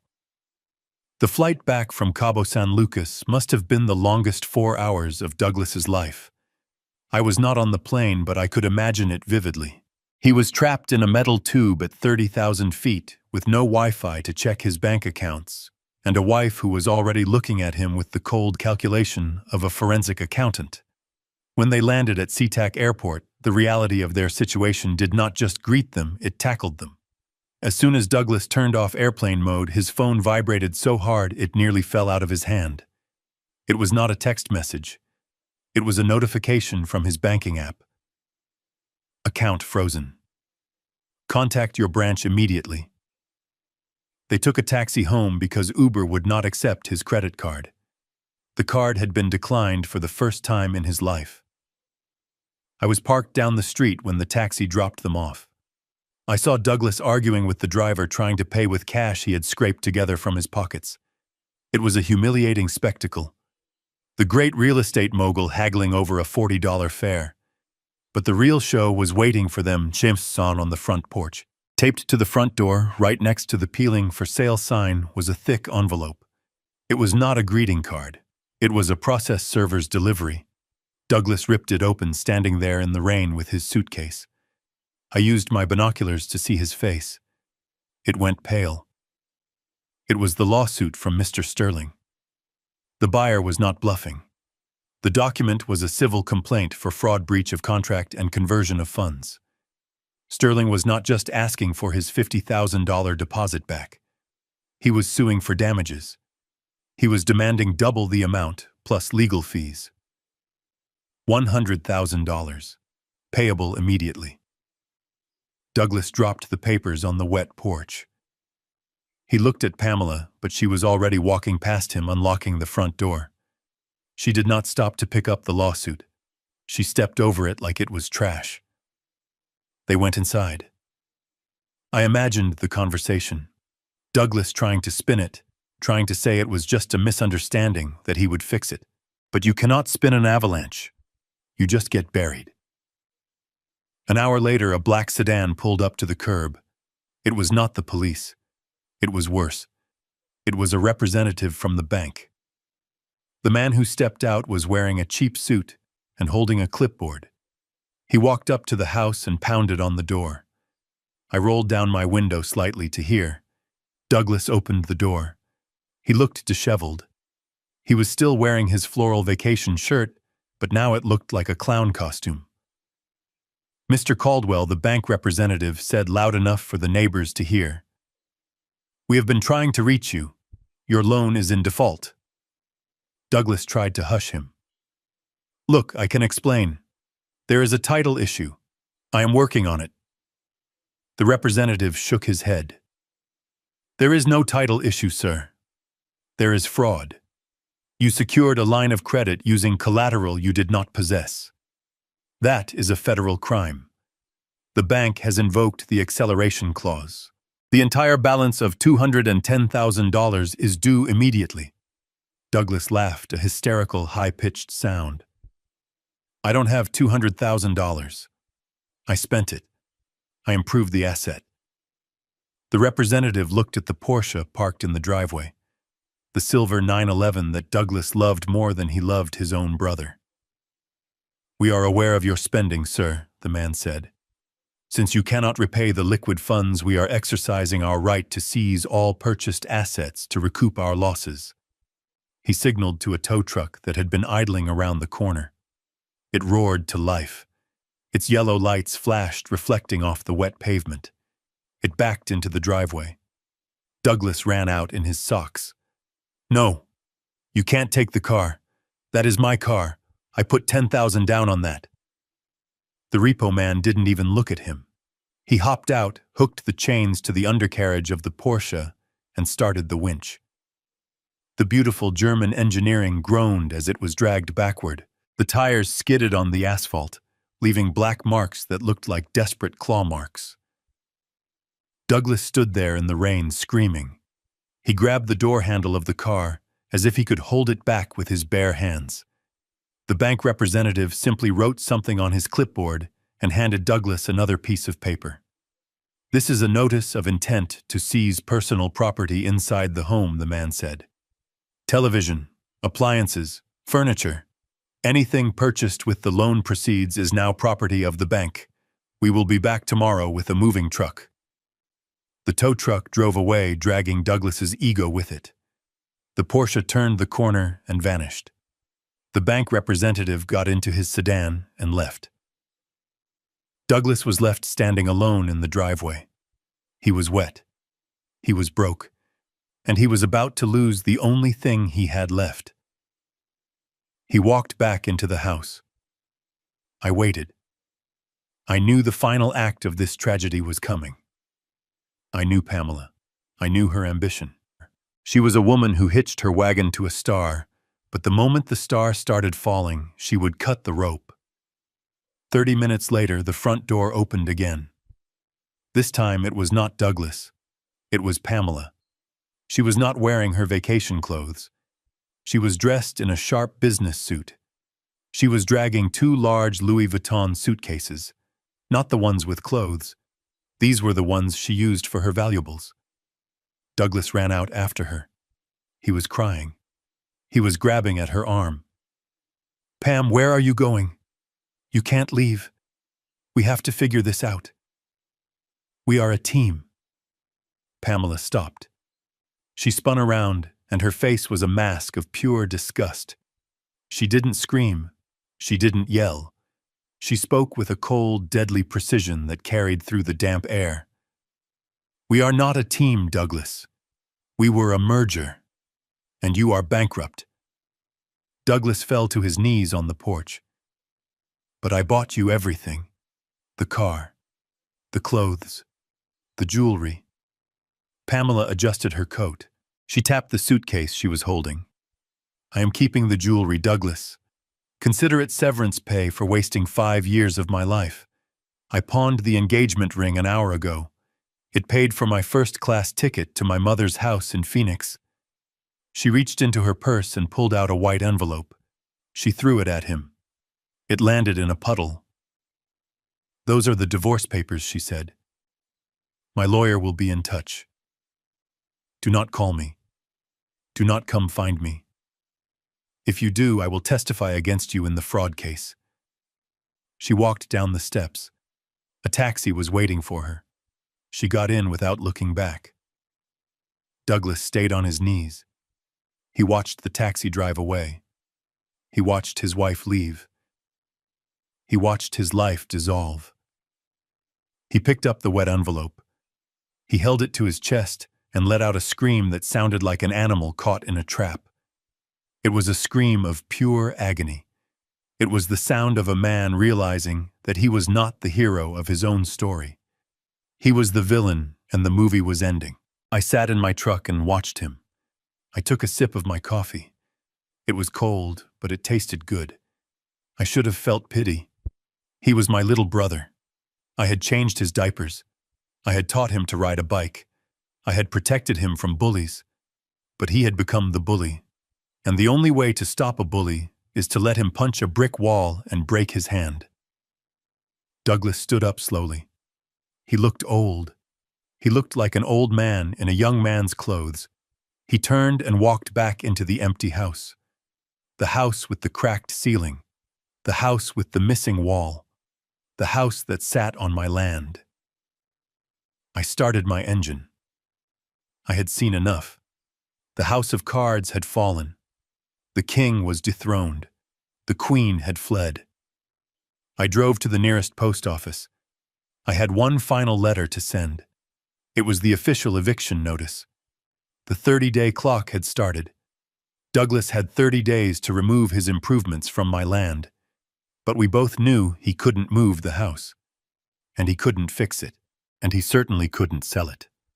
He was trapped. He was living in a prison of his own making.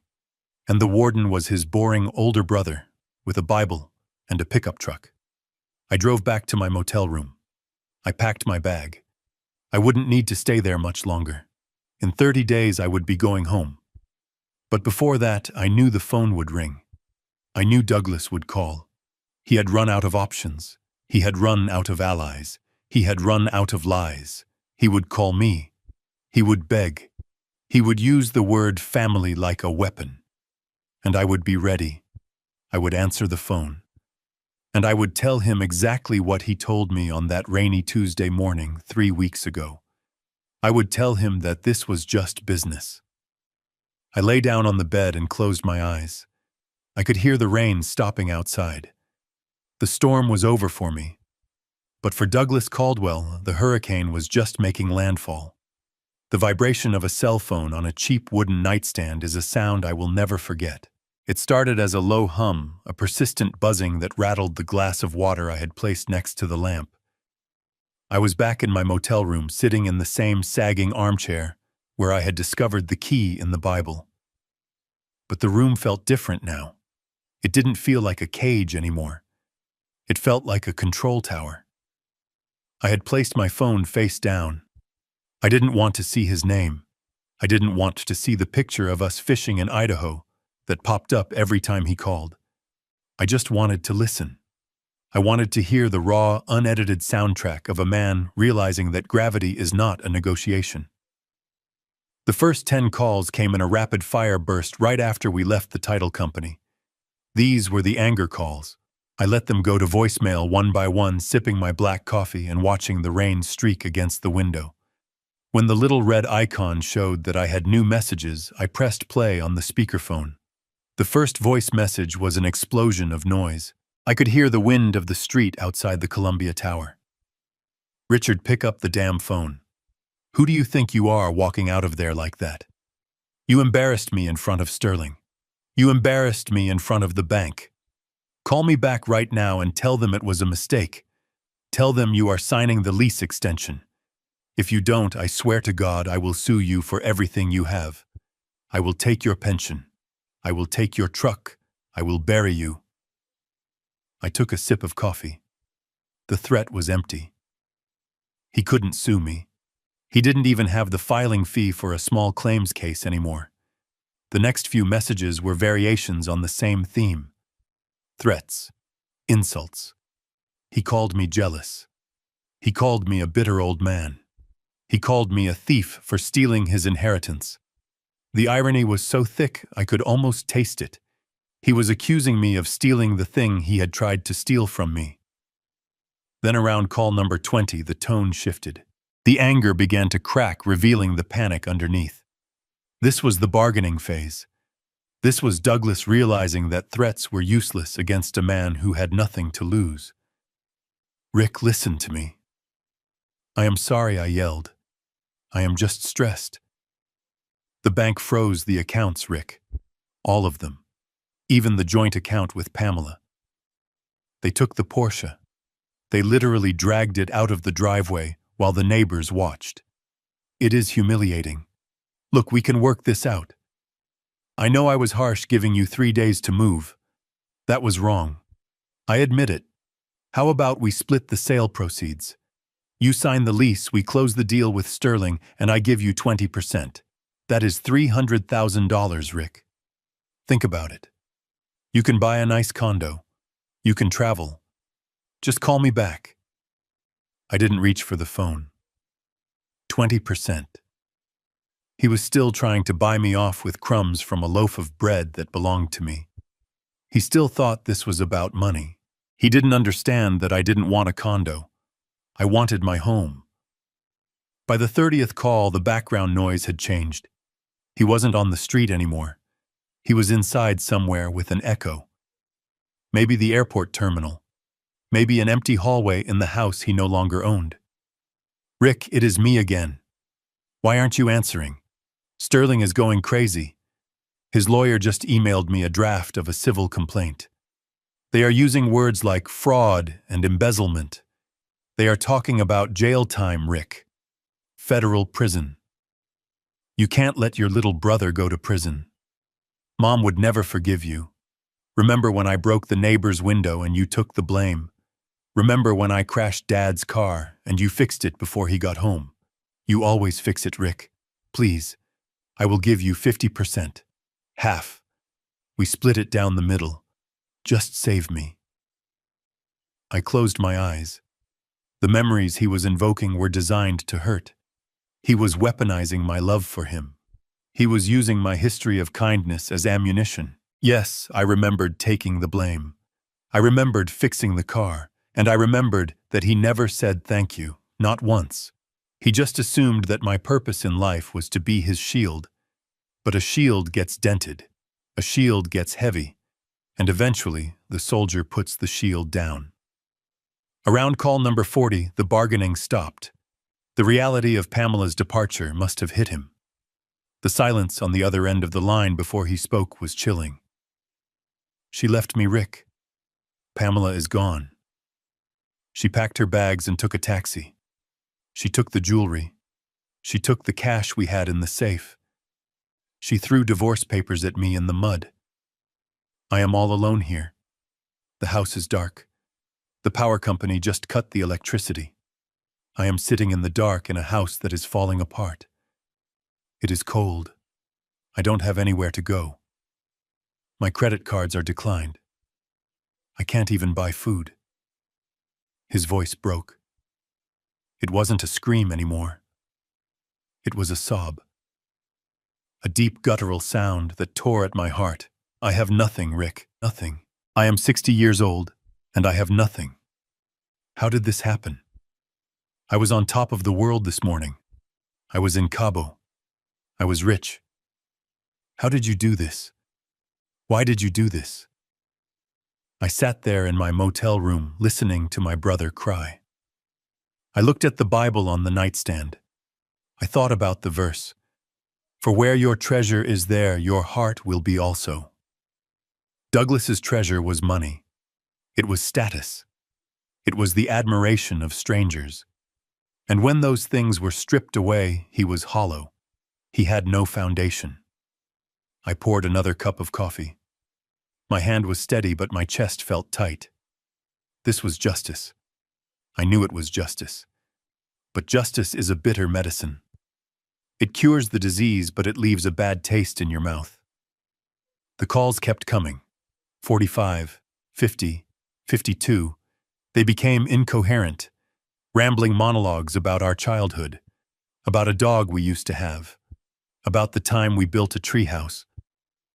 He was regressing. He was a scared child, calling out for his big brother to come and turn on the lights. "Rick, are you there? I know you are listening. I know you are there. Please pick up. Just tell me what to do. I will do anything. I will sign the house over to you. I will work for you. I will sleep in the attic. I don't care. Just don't leave me like this." The silence is killing me. The house is making noises, Rick. The crack in the ceiling is getting bigger. I can hear it groaning. It hates me. The house hates me. I looked at the clock. It was almost midnight. He had been calling for 12 hours. The phone vibrated one last time. Call number 55. I hesitated. My finger hovered over the answer button. I could end this. I could pick up and tell him to meet me at the diner. I could write him a check for $1,000 and tell him to find a hotel. I could be the savior one last time. But then I looked at my hands. They were rough hands, workers' hands, hands that had built and repaired and sustained. And I thought about his hands. Soft, manicured, hands that only knew how to take. If I saved him now, he would never learn. If I pulled him out of the fire, he would just strike another match the moment my back was turned. He needed to burn. He needed to turn to ash so that something real could grow. I let the phone ring. 1, 2, 3, 4. The voicemail clicked on. Rick. His voice was a whisper now. Resigned. Dead. I get it. You aren't coming. You are really done. Dad was right. He left you the Bible because he knew you were the only one strong enough to follow the rules. I never read the rules, Rick. I just tried to win the game. And now I have lost. I am going to sleep in the truck tonight. If the repo man doesn't come back for the other car. Goodbye, Rick. The line went dead. I sat in the silence of the motel room. The buzzing had stopped. The insect was dead. I finished my coffee. It was cold. I stood up and walked to the window. The rain had stopped and the city lights were reflecting off the wet pavement. Somewhere out there in the dark, my brother was sleeping in a cold truck parked in the driveway of a mansion he couldn't enter on land he didn't own. I didn't feel happy. I didn't feel triumphant. I felt a heavy, solemn resolve. This was the cost of setting things right. The demolition phase was over. The structure had been brought down to the studs. Tomorrow, the rebuilding would begin. But not for Douglas. Tomorrow is for me. I picked up the phone and turned it off completely. I didn't want to hear call number 56. There was nothing left to say. The message had been delivered loud and clear. I walked to the bed and pulled back the covers. I placed the Bible on the pillow next to me. It was the only companion I needed tonight. I slept. And for the first time in 35 years, I didn't dream about fixing someone else's mess. I dreamed about planting a garden in the backyard of my house, a garden with deep roots that no storm could ever wash away. The diner was located 3 miles from the county courthouse, a place where people went to celebrate small victories or mourn total defeats. It smelled of burnt bacon and stale cigarette smoke that clung to the vinyl booths despite the no-smoking signs. It was neutral ground, a place where high society didn't dare to tread. I arrived 5 minutes early. I wanted to be seated before he walked in. I wanted to watch him enter not as the confident heir, but as the man he had truly become. I ordered a black coffee and waited. At 10 o'clock sharp, the bell above the door jingled. I almost didn't recognize him. Douglas stood in the doorway blinking against the harsh fluorescent lights. He was wearing the same floral shirt he had worn to Cabo, but now it was wrinkled and stained with sweat. He hadn't shaved in 4 days. His eyes were red-rimmed and darting around the room with the paranoia of a hunted animal. He looked 20 years older than he had just a month ago. He spotted me in the back booth. His shoulders slumped. He walked toward me not with the strut of a real estate mogul, but with the shuffle of a man whose knees were about to give out. He slid into the booth opposite me. He didn't say hello. He just reached for the glass of water on the table and drank it in one long, desperate gulp. His hands were shaking so badly that water spilled down his chin onto his expensive, ruined shirt. I signaled the waitress. 2 number 4 specials, I said. And keep the coffee coming. Douglas looked up at me. His eyes were watery. I am not hungry, Rick, he whispered. I haven't eaten in 2 days, but I can't eat. My stomach is in knots. Eat, I said gently. You are going to need your strength for what comes next. We sat in silence until the food arrived.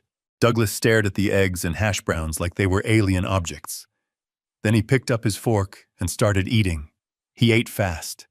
He ate like a man who didn't know when his next meal was coming. It was heartbreaking to watch. This was the boy I had protected on the playground. This was the brother I had stepped aside for. And now he was reduced to this. When he was finished, he pushed the plate away. He wiped his mouth with a paper napkin and looked at me. The bravado was gone. The anger was gone. There was only fear. Rick, he said, his voice trembling. Thank you for coming. I didn't think you would show up. I took a sip of my coffee. I told you I would meet you, Douglas. I keep my word, unlike some people in this family. He flinched. He knew I was talking about the will. He knew I was talking about the 3 days he gave me to move out. Look, Rick, I know I screwed up. I know I was greedy, but you have made your point. You have humiliated me. You have destroyed me. Pamela is gone. The car is gone. My reputation is gone. Isn't that enough? Can't we just stop this now? He reached across the table, trying to grab my hand. I pulled back. I am not doing this to punish you, Douglas, I said. I am doing this to settle the estate. You have a house that is trespassing on my land. The 30-day clock is ticking. I need to know what your plan is. Douglas laughed, a high-pitched, hysterical sound that made the couple in the next booth look over. My plan. Rick, I am sleeping in a truck. I have a $100,000 lawsuit hanging over my head. Sterling is filing criminal charges on Monday if I don't return his deposit. I don't have a plan. I have a death sentence. He leaned in, lowering his voice. Rick, you have to sign the lease. If you sign the lease, I can close the deal with Sterling. He will drop the lawsuit if the sale goes through. I will pay off the bank. I will walk away with nothing, but at least I won't go to jail. Please, just sign the paper. I reached into my briefcase. I pulled out a document, but it wasn't a lease.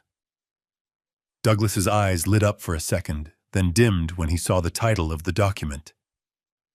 Agreement of Sale and Transfer of Personal Property. He looked at me confused. What is this? I clasped my hands on the table. I am not going to sign a lease, Douglas. I am never going to sign a lease with you. You have proven that you cannot be trusted with the land our father protected for 50 years. Douglas started to protest, but I cut him off. However, I am offering you a lifeline. A one-time offer. I will buy the structure from you. I will buy the house, the garage, and every improvement you made. Douglas blinked. You want to buy the house, but you don't have any money. You are on a pension. The house is worth $1.5 million. I shook my head slowly. No, Douglas. The house is worth $1.5 million if it sits on the land. If it has to be moved, it is just a pile of wood and glass. In fact, it is a liability. It costs money to demolish it. Technically, it has a negative value. I tapped the document. But I am generous. I am willing to pay you for the scrap value of the house. Douglas stared at me. How much? I pulled out a cashier's check from my pocket. I laid it on the table face up. The number was printed in stark black ink. $40,000. Douglas looked at the check. Then he looked at me. Then he looked back at the check. His face turned red. 40,000. Are you insane? I spent 50,000 just on the deposit for the Porsche. The kitchen renovation cost 20,000. This is an insult. This is robbery. I didn't blink. I didn't raise my voice. It is not robbery, Douglas. It is math. You owe Sterling $50,000. You probably have about $10,000 left in equity in the truck if you sell it today. This check plus your truck gets you out of the fraud charge. It keeps you out of prison. Douglas slammed his fist on the table. I won't do it. I won't sign. It is my house. I would rather burn it down. I leaned forward. My voice dropped to a whisper hard as granite. If you burn it down, you go to prison for arson. If you don't sign by noon today, I file the eviction order on Monday. The court will force you to remove the house. You can't afford that. So the court will seize the house and give it to me for free to cover your unpaid rent. I paused to let that sink in. You have two choices, Douglas. Choice A, you walk away with $40,000 and your freedom. You start over. You get a job. You live a humble life. Choice B, you hold on to your pride, you go to prison for fraud, and I get the house anyway for $0. Douglas stared at me. He was breathing hard. He looked around the diner as if looking for an exit, but there was no exit from the truth. He looked at the check. It was a lifeline. A thin, fraying rope, but it was the only rope he had. He picked up the document. His hands were shaking so bad the paper rattled. You planned this, he whispered. You planned this from the beginning. You knew I would spend the money. You knew I would trap myself. You watched me drown, and you just waited with a life preserver that cost exactly what you wanted to pay. He looked up at me with tears in his eyes. You are the devil, Rick. You are colder than Dad ever was. I took a pen out of my pocket. I clicked it. I set it down next to the paper. I am not the devil, Douglas, and I didn't plan your greed. You did that all on your own. I just read the fine print. He picked up the pen. He hesitated for a long moment. He looked at the signature line. This was it. The end of the Caldwell legacy for him. The end of his dreams of wealth. He signed. It was a messy scrawl, not the flamboyant signature he used to have. He pushed the paper toward me and snatched the check. He stood up.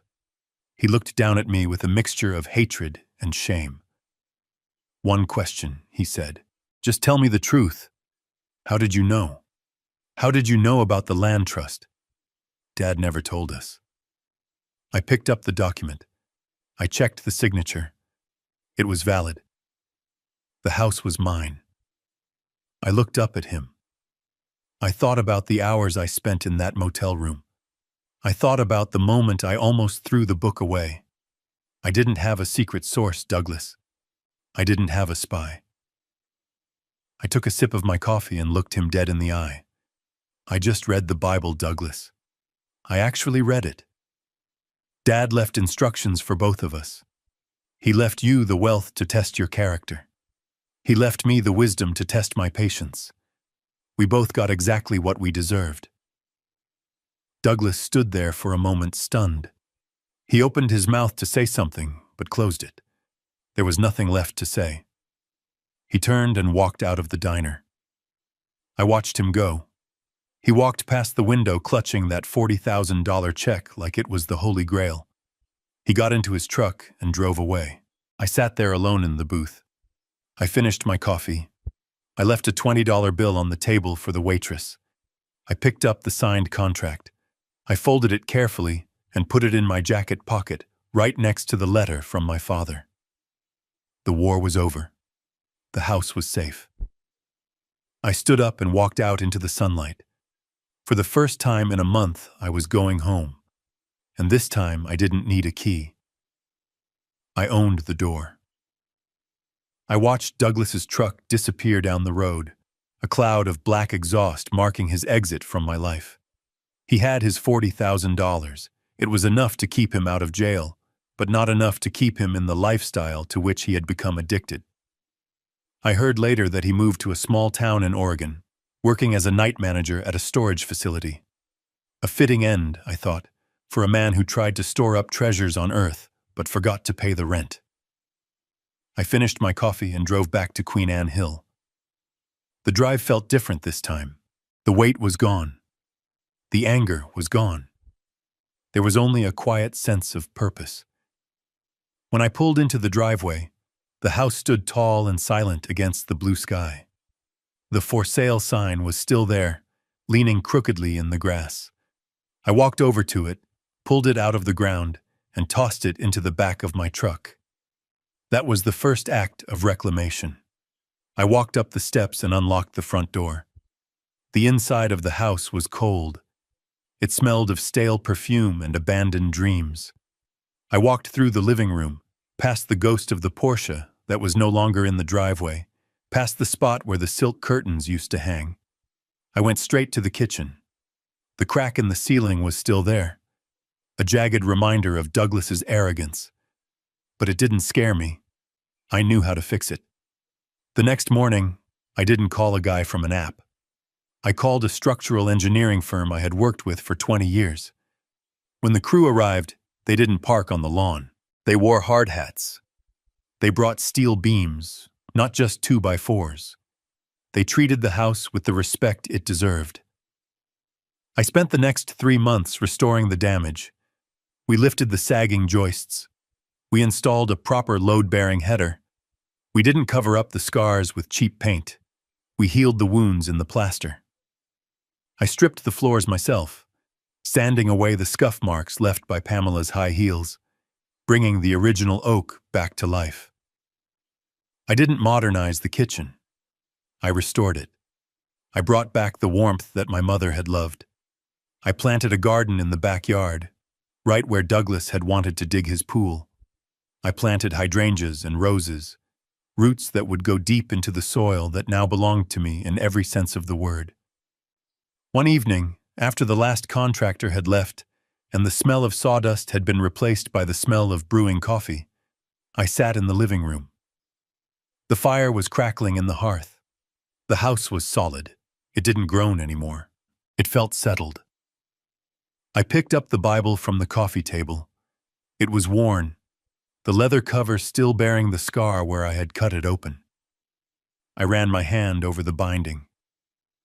My father had left me this book not as a consolation prize, but as a map. He knew that Douglas would look at the house and see dollar signs. He knew I would look at the house and see home. I stood up and walked to the mantelpiece. I placed the Bible right in the center, exactly where it had sat for 40 years. It wasn't just a book anymore. It was the deed. It was the title. It was the rock upon which this house was built. I looked out the window at the city lights twinkling below. I was 68 years old. I lived alone, but I wasn't lonely. I had the ground beneath my feet. I had the roof over my head. And most importantly, I had the peace of knowing that some legacies are not given. They are earned. I turned off the lamp and sat in the glow of the fire. The house was mine. From the deep roots in the earth to the chimney reaching for the stars, it was finally, truly mine.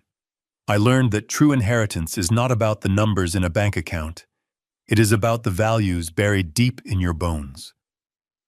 Douglas spent his life chasing the shiny exterior of success while ignoring the rotting foundation underneath. My father taught me that the most valuable property you can own is your integrity.